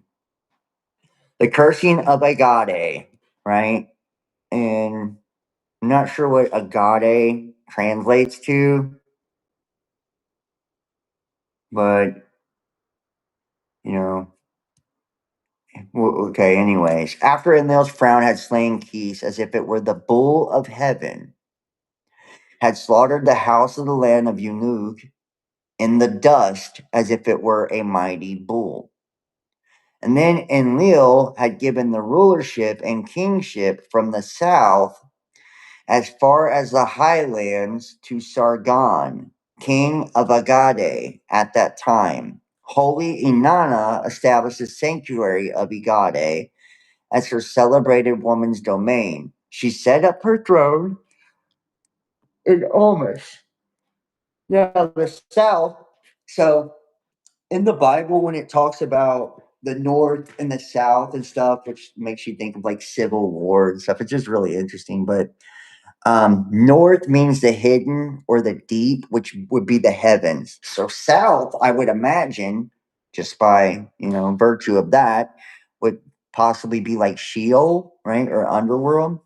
Don't quote me on that. I'm not sure, but like a young man building a house for the first time, like a girl establishing a woman's domain, holy Inanna did not sleep as she ensured the warehouses would be provisioned, that dwellings would be founded in the city, that its people would eat splendid food, that its people would drink splendid beverages, that those bathed for holidays would rejoice in the courtyards, that the people would throng the places of celebration, that the acquaintances would dine together, that foreigners would cruise about like unusual birds in the sky. That's interesting because they're talking about foreigners and cruising like birds in the sky, right? Prince of the power of the air, right? So that's, foreigners' spirits, right? Um, mm, mm, mm. And that even Marhasi would be re entered on the tribute rolls. The monkeys, mighty elephants, water buffalo, exotic animals, as well as thoroughbred dogs, lions, mountain ibexes, mountain beasts, horses, sheep with long wool, would jostle each other in public squares. She then filled Agade's stores with emmer wheat with gold. And think about this, separating the wheat from the chaff, the wheat from the tares, right? And I told you how the Anunnaki mining gold, right? How it was soul or spirit, right? And they're connecting wheat with gold, right? Wheat from tares. I'm telling you guys. She filled its stores for white summer, wheat with silver. She delivered copper, tin, and blocks with lapis lazuli to its granaries and sealed its silos from outside.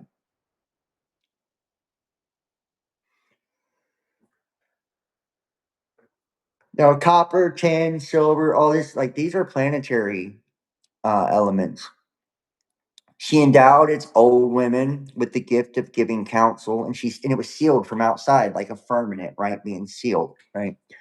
She endowed the old men with the gift of eloquence. She endowed its young women with the gift of entertaining. She endowed the young men with martial might. She endowed the little ones with joy. The nursemaids who cared for the general children played the drumsticks inside the city. Ejiji drums sounded. Outside, flutes and zamzam instruments. Ooh, its harbor where ships were moored for full of joy. All foreign lands rested contentedly, and their people experienced happiness. So I want you to kind of think about this too. Um, it's talking about endowing old men, old women, right? Are these the old gods, right? Young men, young women, the new gods, and then the little ones with joy, being the children. That would be like humans, right? Um, Then the general children played the drumsticks, right? Now, and the Ajiji, the drums sounded, right? The Ajiji, the drums sounded. Think about this, right? They beat that drum when they sacrificed that god to put the curse on the man, also.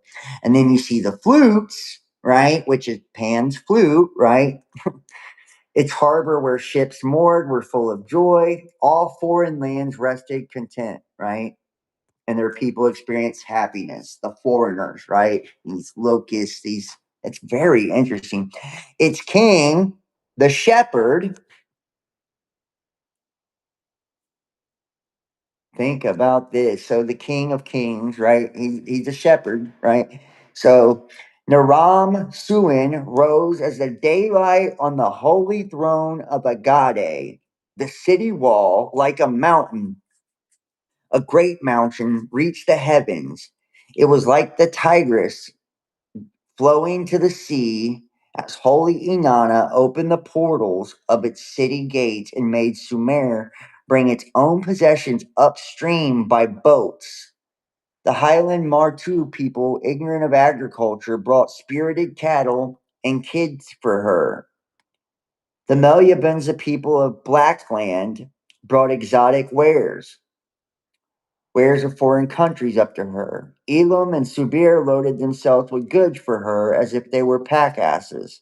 Pack asses. All the governors, the temple administrators, has instead generals, the accountants of the Gu Adina, regularly supplied the monthly of the new year offerings. What a weariness of all these calls Agade's city gates. Holy Inanna could hardly receive all these offerings. As she were a citizen there, she could not restrain the desire to prepare the ground for a temple.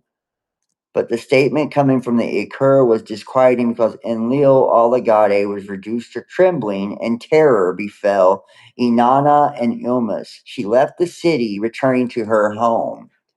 Holy Inanna abandoned the sanctuary of the Agade, like someone abandoning the young woman of her woman's domain. Like a warrior hurrying to arms, she removed the gift of battle and fight from the city and handed them over to the enemy. Wow. Wow. So Enlil brought this fear, and Inanna, right, handed them over to the enemy. Not even 5 or 10 days had passed, and Inerta brought the jewels of rulership, the royal crown, the emblem, and the royal throne bestowed on Agade back into his Isumesa Yulu. Took away from the elegance of the city. Inki took away its wisdom. Damn. And took up into the midst of heaven its fearsomeness that reaches heaven. Enki tore out its well anchored holy mooring pole from the Abzu. Inanna took away its weapon. It looks like they're stripping this place, right? It's like, were they stripping humanity of all of its gifts? Very, very interesting, guys. I've never read this text, actually.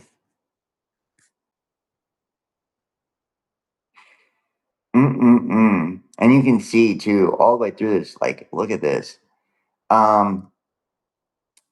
Because the Akur put on his mourning clothes, covered a chariot with reed, put out the outside pin of the chariot, and here you get the chariot stuff once again, right? Chariots of the gods.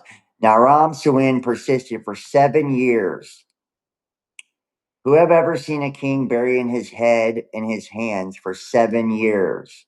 He realized what this dream was about, but he did not put it into words.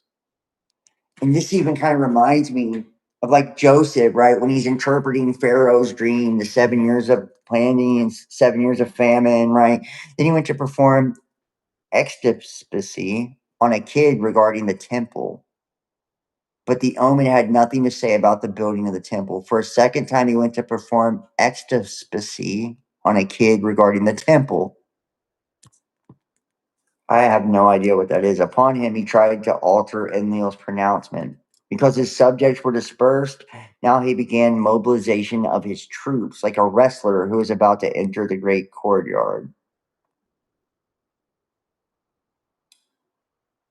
True. Like every bit of this is them fucking destroying this. Excuse my French. Wow. It's really crazy. Let's see. Look at. I don't think we have a text for the Anu one. We might. Here, let's see if what the one on Anu says.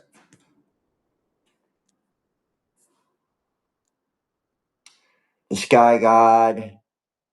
You can see the depiction here, right? Anu being the oldest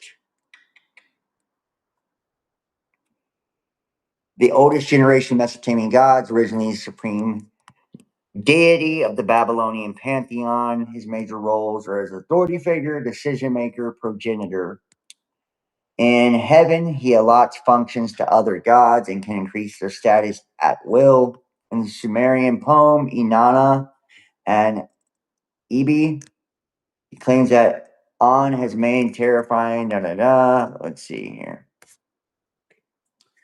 Inana and Ebi, goddess of the fearsome divine powers, clad in terror, riding on the great divine powers, Inana made perfect by the holy Anankar weapon, drenched in blood, rushing around in great battles, with shield resting on the ground, covered in storm and flood. A great lady Inanna, knowing well how the plan conflicts, you destroy mighty lands with arrow and strength and overpower lands.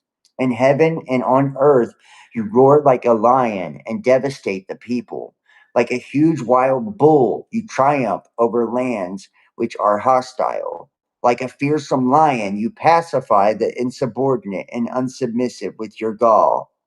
My lady, on your acquiring the statue of heaven maiden, Inanna, on your becoming as magnificent as the earth, on your coming forth like Utu the king, and stretching your arms wide, on your walking in heaven and wearing fearsome terror, on your wearing daylight and brilliance on earth, on your waking in the mountain ranges and bringing forth beaming rays, on your bathing the Jirim plants on the mountains in light, and you're giving birth to the bright mountain, the holy place.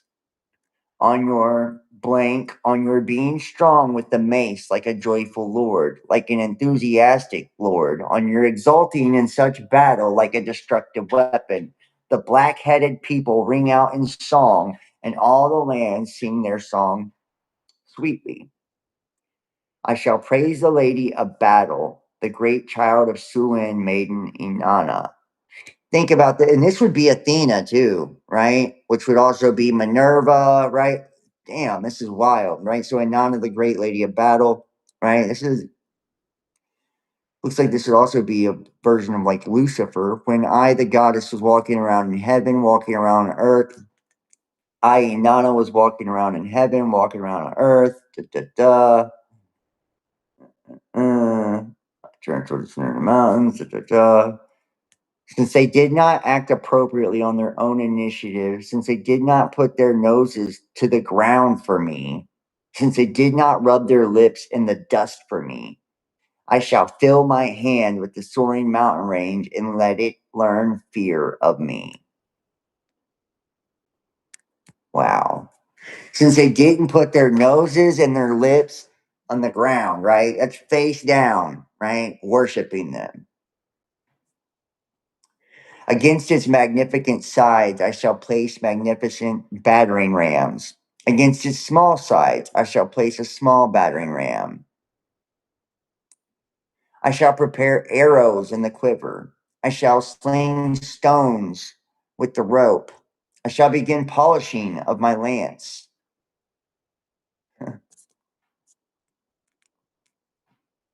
I shall set fire to the thick forest. I'll take an axe to its evil doing. I shall make Gibil, the purifier, do his work at its watercourses. Let's see who Gibble is. His name Gibil. I wonder if that's like Gabriel, right? Like those are like similar, like the angel Gabriel, but he's the purifier, right? We see many texts that talk about the purifier, like a city which On has cursed, may it never be restored. Like a city which Enlil has frowned, may it never again lift its neck up. May the mountain observe my conduct. Wow. So this is just okay. So, and now this is telling, okay, to set the circle in a position to make the throne and foundation firm, to carry the might of the Sita weapon, which bends like a mubum tree, to hold the ground with sixfold yoke, to extend the thighs with the fourfold yoke, to pursue murderous raids and widespread military campaigns, to appear to those kings in the blank of heaven like moonlight, to shoot the arrow from the arm and fall on fields, orchards, and forests like the tooth of the locust. Ooh, very interesting that they choose the tooth of a locust to take the harrow to rebel lands, to remove the locks from their city gates so the doors stand open. King On, you have indeed given me all this. You have placed me at the right hand of the king in order to destroy rebel lands. May he, with my aid, smash heads like a falcon in the foothills of the mountain. King On, and may I, your name, throughout the land like a thread. May he destroy the lands as a snake in a crevice. May he make them slither around like a sagcaw snake coming down from a mountain. May he establish control over the mountain, examine it, and know its length. May he go out on the holy campaign of On and know its depth. I want to surpass the other deities, since the Anuna deities have. How can it be that the mountain did not fear me in heaven and on earth? That the mountain did not fear me, Inana, in heaven and on earth? That the mountain range of Ebi, the mountain did not fear me in heaven and on earth, because it did not act appropriately on its own initiative, because it did not put its nose to the ground, because it did not rub its lips in the dust. May I fill my hand with the soaring mountain range and make it learn fear of me. Shoot.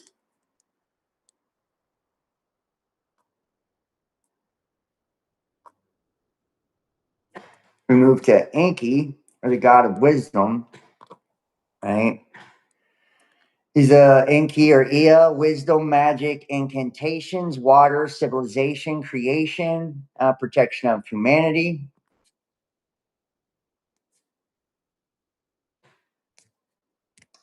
And you see, he's a mischievous god of wisdom, so that would be a trickster, right? Magic, incantations, who resides in the ocean under the earth, right? So we have also, right, like the USOs, right, where they believe like they come from out of the oceans. You know, isn't it crazy how they always come from the same places as these demonic gods do? The god Ea, whose Sumerian equivalent was Enki, is one of the three most powerful gods in Mesopotamian pantheon, along with Anu and Enlil. He resides in the ocean underneath the earth called the Abzu, which was an important place for cosmic geography. So Babylon was said to have been built on top of the Abzu, and this is under the earth. So Babylon would be built technically on top of the underworld. That's so crazy. Sumerian texts about Enki include overtly sexual portrayals of his virile masculinity. In particular, there's a metaphorical link between the life-giving property of the god semen and the animating nature of fresh water from the Absu. Until recently, however, many more explicit details have been suppressed. Mm-mm-mm.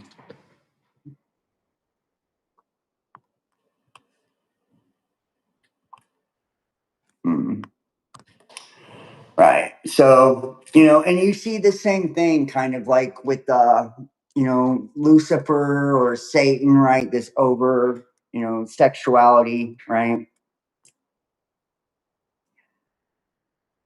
In the Atrahasis and Gilgamesh, Ea is associated with humanity's creation and preservation. He also warns of the coming flood, right? Enlil bringing judgment, Ea bringing preservation or enlightenment as well, right? So we see like, Yahweh with the judgment, Noah, preservation. I don't agree with that at all, because when we look at like some of the other ones too, it's, uh, the only comparison would be like Yahweh and Enlil on the destruction of the earth, but Enki wouldn't be Noah, because he actually goes to the reed wall with Vayasudra and another one. So, um,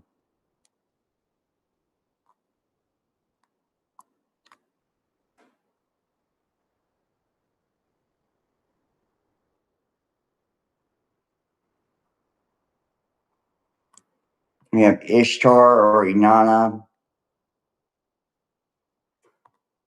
and that's a connection to the planet Venus, right? The morning star, evening star. right? And we see she, through all of this, she was the one bringing destruction on everybody's ass for not worshiping her, right? Inanna, Ishtar is among the most important deities. Da da da. The planet Venus, the morning and the evening star. Yeah. So, and we can see in Sumerian poetry, she's sometimes portrayed as a coy young girl under patriarchal authority, which we know her, Aphrodite, right? Goddess of love, right? Look at her as Athena, Minerva. Dude, there's so many different things with her. I mean, this would be your Lucifer right here.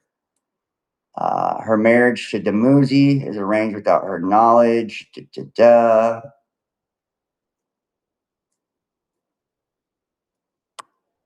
Oops, I don't want that one. Let me go back. Inanna's descent to the netherworld. You kind of see the same thing with, like, Jesus, right? Like, he goes to, and like I said, so the same way it seems like that they cursed humanity, right? You have Inanna's descent to the underworld. Christ goes to the underworld, right? To free all the dead. Right? From the great heaven, she set her mind on the great below. From the great heaven, the goddess set her mind on the great below. The mistress abandoned heaven, abandoned earth, and descended to the underworld. Or was she sentenced to the underworld too? You got to ask yourself that, right? Because we see the watchers, right? They're thrown into darkness and under the rocks, right? Under the rocks in darkness. We see the planets that transgressed, right? They're thrown into the outer darkness, right? We have Tartarus, Sheol, etc., right? Like, so when she abandoned all this, was it really her abandoning it, or was it her butt getting sent there, being punished for all the destruction and stuff that she did? She abandoned the office of En. So she abandoned a heavenly office, right? Just like Lucifer, right? And this is the same entity here. This is just a feminine aspect of it. The office of Lagar and descended to the underworld. She abandoned the Iana and Ug and descended into the underworld. She abandoned the Imuskalama and Bad Tabira and descended to the underworld. It goes on, right? She abandoned, and went to the underworld. She took, here we go, the 7 divine powers. She collected the divine powers and grasped them in her hand. With the good divine powers, she went on her way. She put a turban or headgear for the open country on her head. She took a wig for her forehead. She hung small lapis lazuli beads around her neck. She placed twin egg-shaped beads on her breast. She covered her body with a pala dress, the garment of ladyship. This is also kind of similar to, like, the Whore of Babylon, right? Very interesting, guys. She took 7 divine powers, right? This takes us all the way back to the 7, right? 7 chakras, 7 main planets. Um,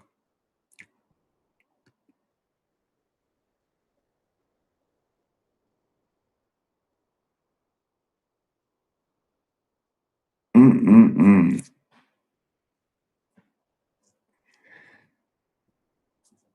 So she says too, look, make a limit for me on the ruined mounds. Beat the drum for me in the sanctuary. Make the rounds of the houses of the gods for me. Right? Remember, they beat the drum for the god they sacrificed to. Lacerate your eyes for me. Lacerate your nose for me. Lacerate your ears for me. In private, lacerate your buttocks for me. Wow.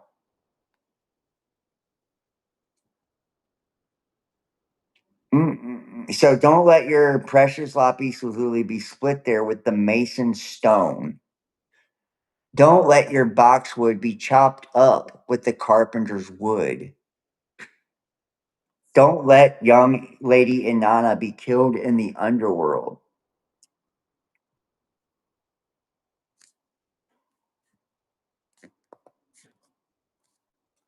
And Isaiah, how out there we go, right?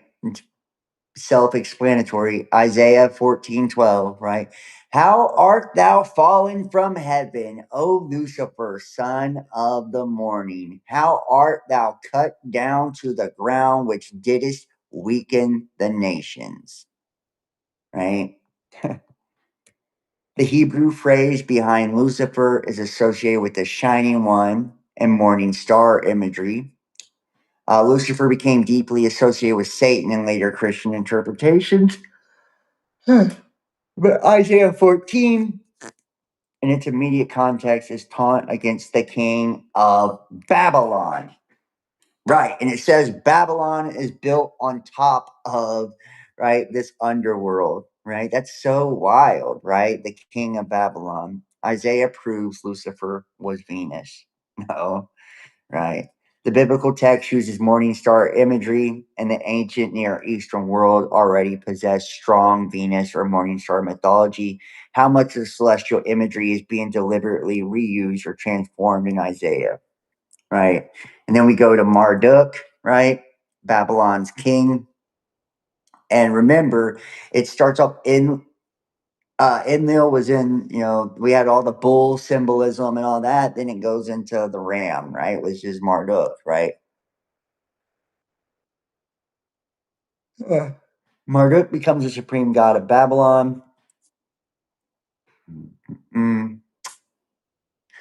He rose from an obscure deity in the third millennium to become one of the most important gods and the head of the Mesopotamian pantheon. In the first millennium, he was a patron god of the city of Babylon, where his temple tower, the ziggurat at Amenaki temple, that is the foundation of the heavens of the earth, served as a model for the famous Tower of Babel. He was referred to as Baal or Lord. Marduk is one of the most complex gods. Um,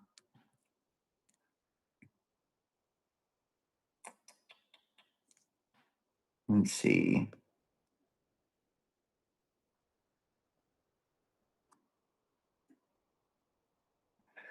Marduk battles the goddess Tiamat.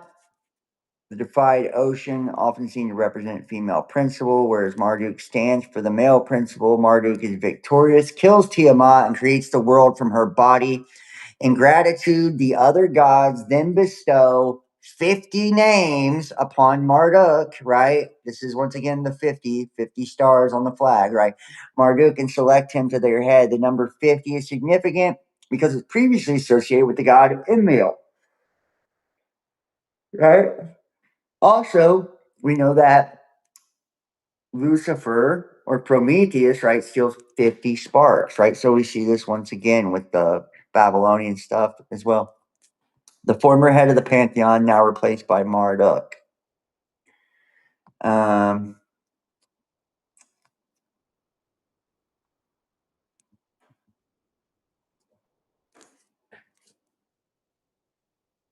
The poem of the righteous sufferer, right? Marduk, he's the righteous sufferer. You see these definitely, his father is Enki, his son, Nabu. So it's Ea to Marduk to Nabu,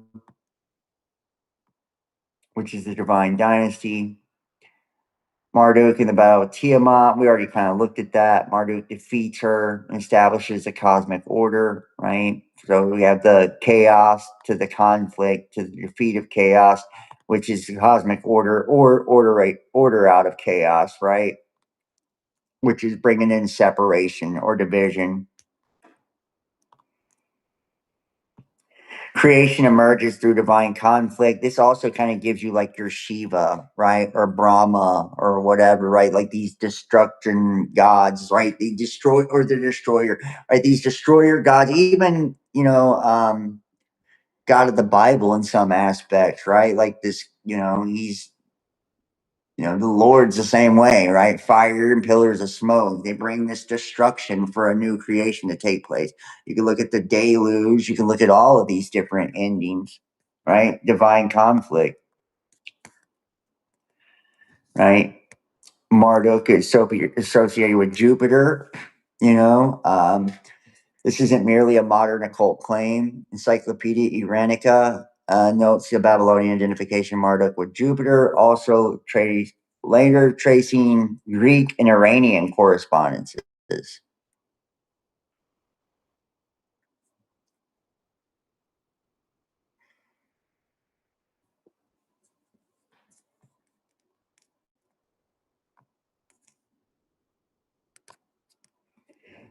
Right. So it says in antiquity, only 5 planets, Mercury, Venus, Mars, Jupiter, and Saturn, were known. And I don't think it's that they were known. If you look at like kind of like the cosmic order of things. Sorry, guys, I'm getting a little tired. I'm gonna try to wrap it up. So the cosmic order of things, Neptune and Uranus are outside of the bounds of Saturn, and they represent like the astral and dream world, spiritual world, stuff like that, the heavens. They're outside of the bounds of Saturn, right? All of these are inside of the bounds of Saturn, you know. Because they're visible to naked eye. Also, in some Iranian contexts, the two so-called luminaries, the sun and the moon, were added to their number for this reason. Yeah, and that's 7. So they sources mention both the 5 and the 7 in some cases. Hellenistic astrological doctrines treated the sun and the moon as planets, although with special characters and privileges. Another source, particularly in India, the lunar nodes are added to the list. Discovery of this periodicity of the apparent orbits of the planets around the Earth and their retrograde movement caused them to become objects of continuous observations, particularly in Mesopotamia. This effort gave very good mathematical results in the beginning of the Archimedean period, thanks to the Babylonian astronomical schools. Many other civilizations have had, on the contrary, a very superficial idea of these special astral bodies and have made frequent confusion between them and the fixed stars. The origin of the names of the planets and their demonization. The extant Avestan sources do not indicate any clear knowledge of the planets as astral bodies that were to be distinguished from fixed stars. The possible connection of the word Tiro, the first member of the compound. Sorry, I can't see that. Tiro Nakapa, a masculine proper name with the name of the Western Indian god of the planet Mercury. Tyria remains a matter of discussion. The planets did not play any cosmological role in Avestan uranography, and their opposition to the planets was a later phenomenon and was only within the framework of Middle Persian sources and under the influence of Hellenistic astrology that the planets took on a negative function that was earlier attributed to uh, Perkas or witches, also called Sterokarma or starred worms. Ooh, that's a weird ass name, starred worms. Thus, assuming the denomination of Paragon, their particular movement in some cases, retrograde, or apoxtara, was assimilated to that of the falling stars, which in Avestan sources were fighting against the fixed stars. Ooh, so you do have this different, like, the falling stars, who were the planets, who were going against the fixed stars, right? The ones above, right? That stayed in their position, which were led by Tistria, Actually, the term backstar or a backstarin for the planets derives from the old Iranian apoxtara, backward turning or retrograde. A comparative stem built on apok or backward, derived from the preposition apa or oxstar, which means behind. It's also strictly connected with the northern direction. So, and once I said like the north or the hidden or the deep, right? You see the connection here. North being the other, was also strictly connected with the northern direction, the side of the demons, north, being the other possible meaning of the Apakstara, according to the system of orientation already attested in the ancient Iranian sources. Also, Armenian Apakstark. The Greek term for the planets, asteres, or wandering stars, emphasizes the irregularity of their movement.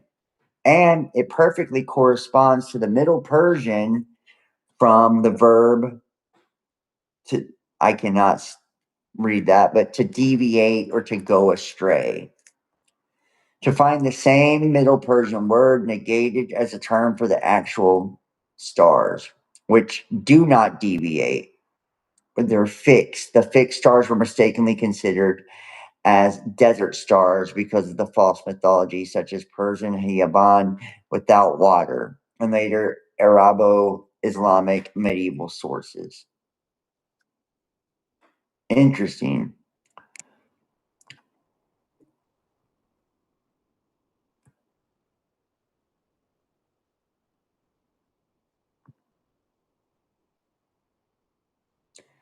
So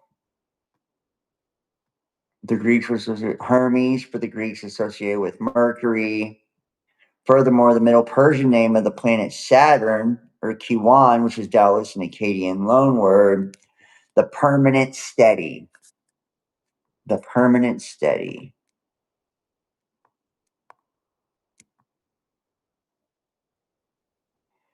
And the Babylonian god of the planet Jupiter was Marduk. He corresponded to Ormazd, the Iranian pantheon, and Zeus in the Greek one. In its turn, Babylonian Nergal corresponded to Warum in Iran, and the planet protected by these divinities was named Mars in Latin, because the Greeks had associated Nergal with Ares, the goddess Ishtar, patron of the planet Venus, corresponded in Iran with Anahid, and among the Greeks, Aphrodite. Doubtless, the demonization of the planets took place only after their names was set. This is inferred from the contradictory situation that the planetary demons maintain their original divine names. The interesting phenomenon seems to be due to the reaction of Zoroastrian priests vis-a-vis the new astrological doctrines, which offered a seductive explanation of human events. Thus, the Zoroastrian clergy accepted astrology but introduced a number of dualistic patterns into this foreign art, attributing a positive role only to the stars and constellations, a malefic one to the planets. It would have been absolutely impossible to consider negative divinities for the stars, such as Tistria, which had been worshipped for centuries, while it was much simpler to associate the negative image of the falling stars as responsible of the cosmic disorder with the planets whose movement appeared less regular, at times retrograding. The planets and astral bodies termed a box star or retrograde in Middle Persian sources was also called Naok star or Not star, and sometimes also called Gidog or Geg or Bandit, which we may recall that in the Akkadian, the planets were also called Bibu or Wild Ship. That is so interesting. So they were called bandits, wild ships, all these different things because they were moving in retrograde motions, right? Retrograde motions. So that means they're transgressing their position. That is so interesting, guys. So interesting, right? And we can kind of see how this, goes to, these planets kind of become demons, right? It says, according to later sources, the Olama Ye Islam or Mod would have surrounded every one of the 7 planets with light, giving to each of them Ahuric standard names. Contrariwise, this text states that their actual demoniac names were Zareth, Saturn, Tereth, Jupiter, Nanyai, Mars, Tarmad, the Sun, Zizum, Venus, Seth, Mercury, Bes, the Moon, and it's possible that some priests tried to introduce other properly Davidic names instead of the positive ones. Although the pious attempt completely failed because use of the latter was so ancient and well rooted, and every theological substitution would be ineffective in practice. What is astonishing is the inclusion of the 2 luminaries in the list of demons, which makes such a Persian source very unorthodox. On the contrary, it should be noted that notwithstanding the Zoroastrian demonization, some sources like Bundishism, I don't know what the hell that is, correctly following the classical astrological doctrine, still describe the planets as Kirkbakar or beneficent, i.e., Ormazad and Anahad, the 2 others as Basakar, maleficent, Kiwan and Rarim, while they considered Mercury, Tyr as neutral. So we would see what the beneficent ones would be what Jupiter and Venus. The maleficent was Saturn and Mars, and then the neutral was Mercury.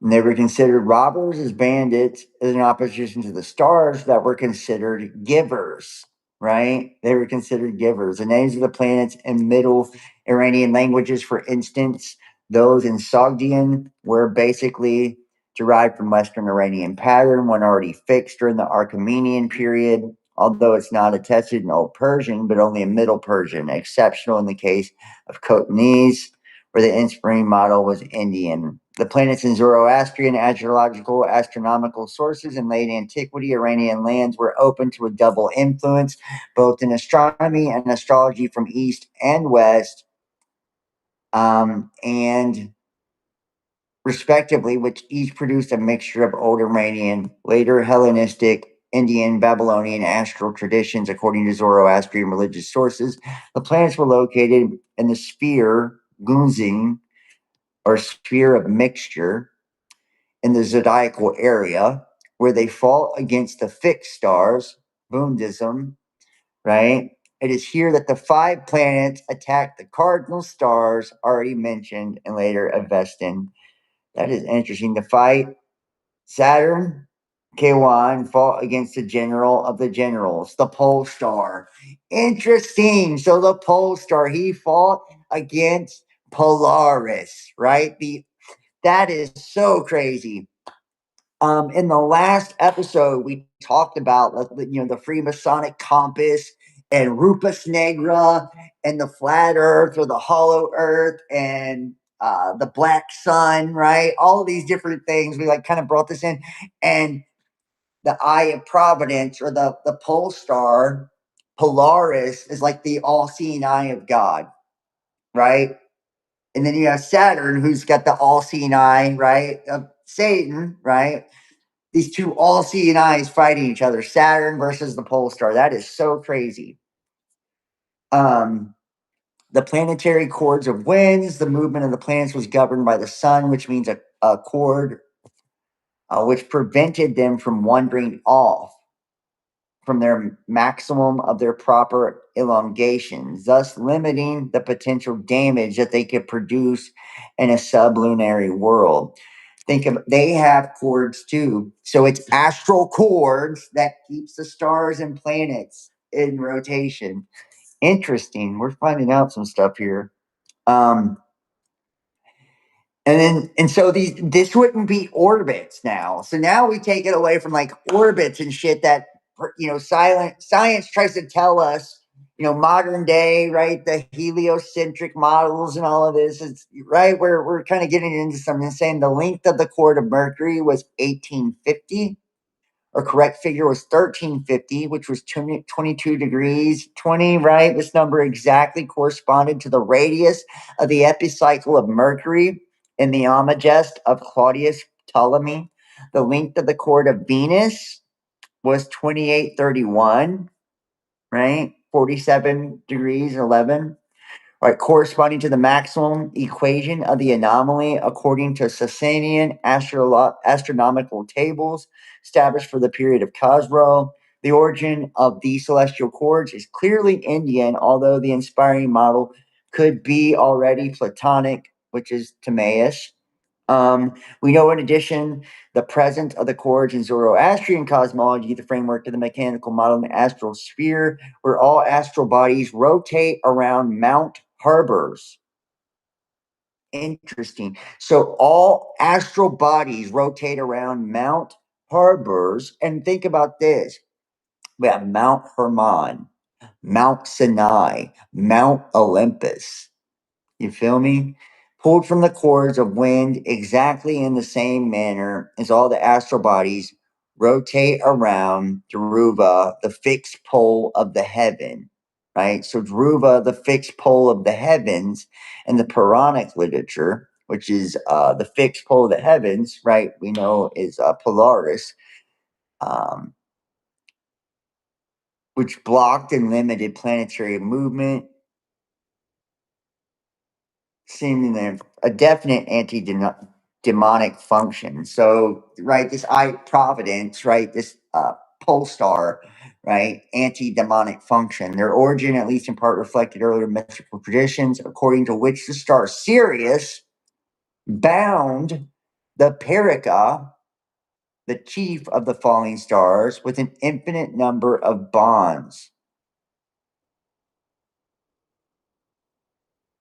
Although there are other references to cords connecting the Earth also with the stars, we see zodiac. It's worthwhile to mention the fatalistic doctrine attested in the Pavli text, where the reference the game of Nard, it is stated revolving a turning of the counters was done according to the die, just as the peoples living in ghetto world are tied by a bond to the Minog, and all of them turn and move according to the planets and the 12 constellations. Planets and horoscopes. Only two horoscopes are known in Middle Persian literature. The first concerning the entire world, attested in chapter 5 of Buddhism, and very close to that of Geomart, which is in turn correspondent to the Indian horoscope of Mahur Purusra, or eminent man of destiny. Wow. The eminent man of destiny, as given in a Sanskrit astrological treatise,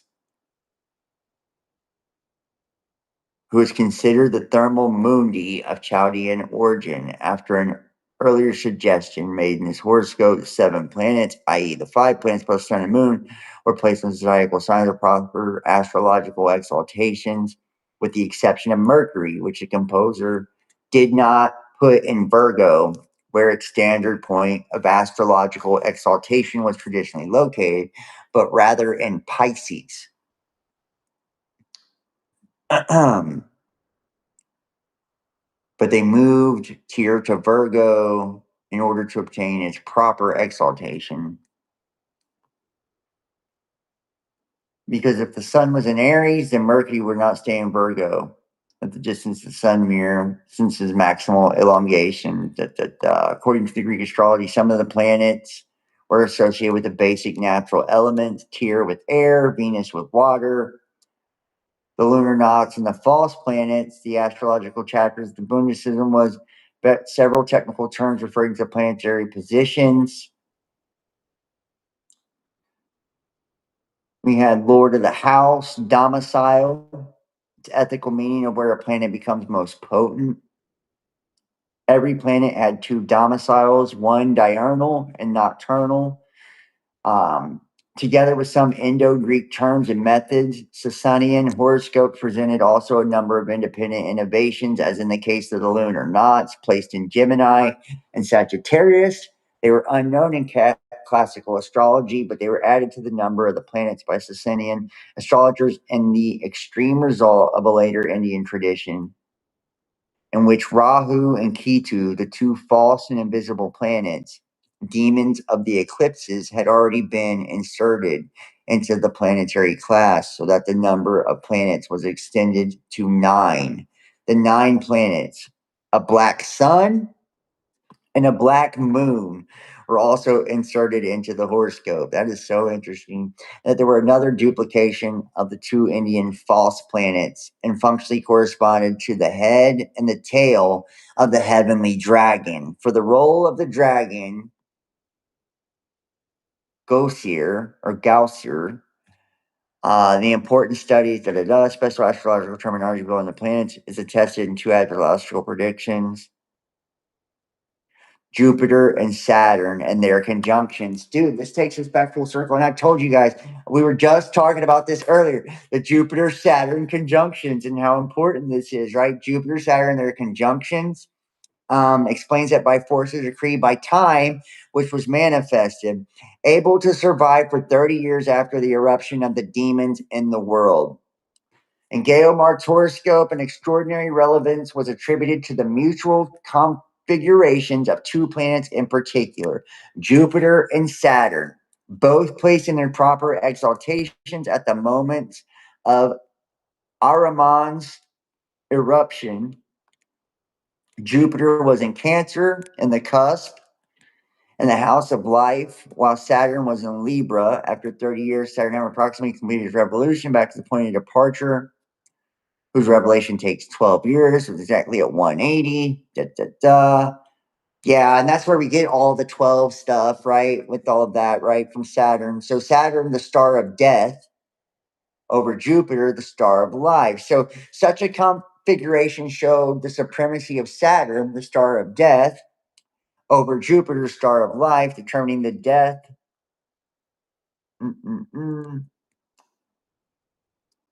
The importance attributed to Jupiter and Saturn, in particular, their mutual conjunctions, was one of the most important independent contributions. Yeah, and see, and that's when we see like this Jupiter becoming the king, right? And that's also where they're saying this heavenly um sign, right? Where Marduk ascends Enlil, right? Enlil being Saturn, Marduk being Jupiter. Very crazy. Nabu the scribe, right? When we have the scribe, you guys will, Thoth, Hermes, etc., etc. God of wisdom, God of writing, patron of scribes. There's always Enoch. There's scribe after scribe after scribe, right? Originally associated with Marduk as minister, later regarded as Marduk's son, eventually co-ruler of the pantheon. Isaiah, Baal boweth down, Nebu stoopeth. Their idols were upon the beast and upon the cattle. Your carriages were heavy laden, they are burdened to a weary beast. Right, they're referring to a Babylonian deity, Baal and Marduk. Isaiah 46, Baal boweth down, Nebu stoopeth. Their idols were upon the beast and upon the cattle. Your carriages were heavy laden.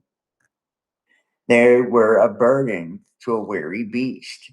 They stoop, they bow down together. They could not deliver the burden, but themselves are gone into captivity. Baal, Babylonian divine title associated particularly with Marduk. Nebu or Nabu, the Bible explicitly depicts the Babylonian deities as powerless before Yahweh, right?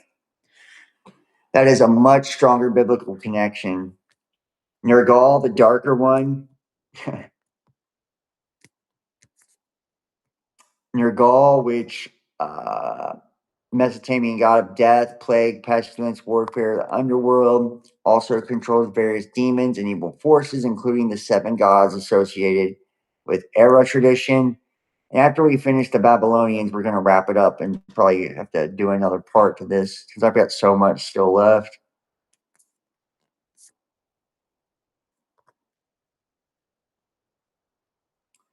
The god who controls demons. Nergal and the demons. Why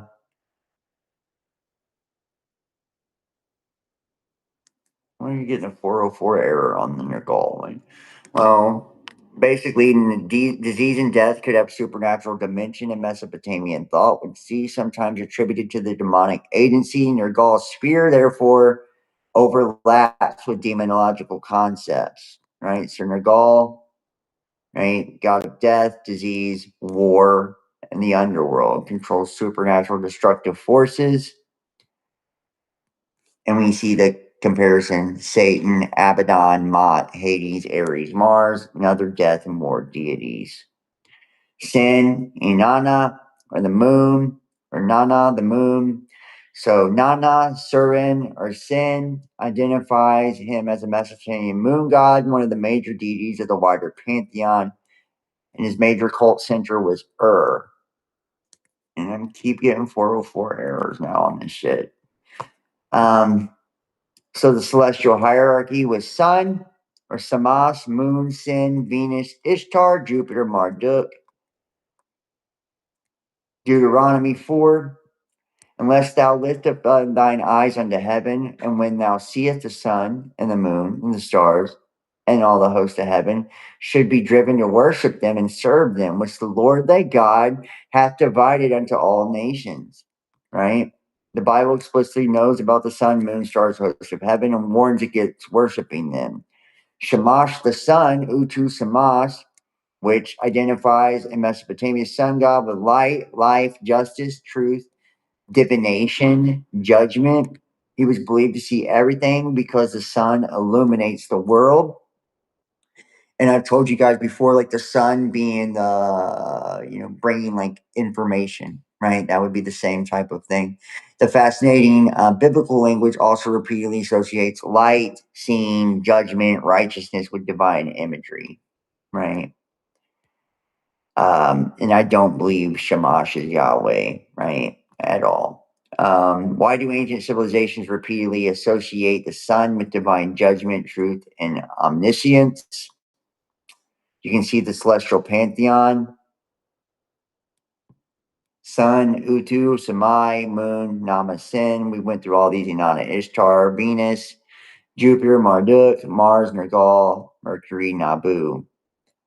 These associations weren't necessarily identical across every period, but the celestial identification is a genuine feature of Mesopotamian religion. The later history of the planet's identification also shows continuity into Greek and Iranian systems.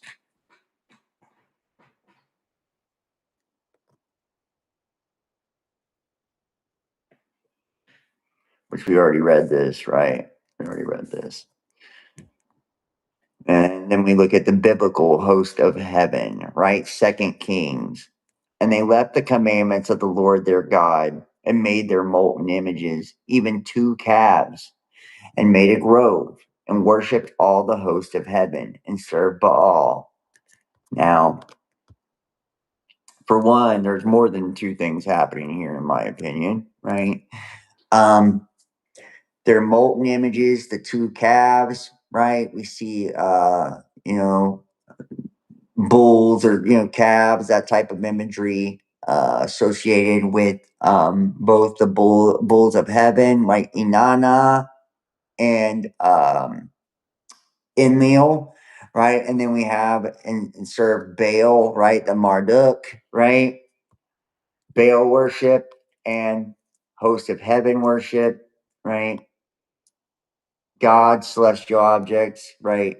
And their connection to idolatry. And then we look at Daniel, Daniel 10:13. But the prince of the kingdom of Persia withstood me 1 and 20 days. But lo, Michael, or Michael, he who is like God, one of the chief princes, came to help me, and I remained there with the kings of Persia. Then in Daniel 10:20, then said he, knowest thou wherefore I came unto thee? And now will I return to fight with the prince of Persia. And when I am gone forth, lo, the prince of Grecia shall come. Right? So we have the gods of divine hierarchy, right? Daniel, Michael, right? It's the prince of Persia, the prince of Grecia. Okay. So the Mesopotamian religion, we have Anu, supreme heavenly authority, Enlil, authority, destruction, Enki, wisdom, magic, humanity, Inanna, Venus, Marduk, Jupiter, and Babylon, Nabu, writing, wisdom, Nebo, Nergal, war, plague, death, sin, the moon, Shamesh, the sun. The biblical worldview, right? God, heavenly beings, princes and powers, nations, false gods, demons, and celestial worships, right? So the ancient Mesopotamians believed that the heavens were populated by divine beings. They connected gods with planets, stars, kingship, warfare, wisdom, death, and supernatural power. The Bible enters the same ancient Near Eastern world and repeatedly condemns the worship of the heavenly hosts, the gods of the nations, the spiritual powers behind idolatry. Then the first Enoch gives us something even stranger. Heavenly beings descend to earth, teach forbidden knowledge, produce giants. And after the giants die, their spirits remain as evil spirits. So the question isn't whether the Mesopotamian gods were literally the biblical fallen angels. The question is whether these traditions preserve different cultural interpretations of an ancient supernatural worldview, and whether the biblical authors deliberately reinterpreted that worldview as rebellion against the Most High, right? So, and we're going to end that there for tonight. We're going to have to obviously do a part 2 to this one. I still got so much I got to cover. Yeah, I got way more. And we'll pick up with the Watchers and Mesopotamian deities, because literally my notes go through every single religion, just breaking these down. So, and I don't want to I want to do it justice. We still got part 2 of, Christ consciousness debunked coming up. I've got a really cool one on, it's succubus of success, but it's basically on demonic entities and the different types of demonic entities, ones for sex and money and et cetera, and all of that, and how they've come up as different beings throughout time. I still got one that I need to do on the Trump prophecy, right? Antichrist, mark of the beast, all of those things. I've got quite a few new videos coming down the pike. Breaking the shackles of the occult. I've got so much, guys, so much coming. So I'm trying to figure out a new format really that really works for me. So I don't know if I really like this one that much, but I mean, I guess we'll see. But if you guys enjoy my work, enjoy, what I'm doing, all that stuff, you're more than welcome to follow me Instagram, Facebook, Best Damn Podcast, Twitter, The Real Best Damn, or X, The Real Best Damn. Follow me. Hold on. Follow me. YouTube, Best Damn Podcast Official. Also, check me out on Rumble too. That's the main platform we're going to be streaming from. Also, I want to thank all of you guys for watching over on Twitch, YouTube, Facebook, Rumble. And please consider donating and supporting. We're completely viewer powered, so that really helps me. If you want to tip or donate or whatever, it's paypal.me/the Best Damn Podcast, Cash App, Best Damn Podcast, or join me over on Patreon for exclusive content, patreon.com, Best Damn Podcast Official. Follow me TikTok, all of it. I'm everywhere, man. So all the links are in the description. Remember, Jesus is the truth, the way, and the life. God bless you guys. I love you, and I will see you next time. Peace.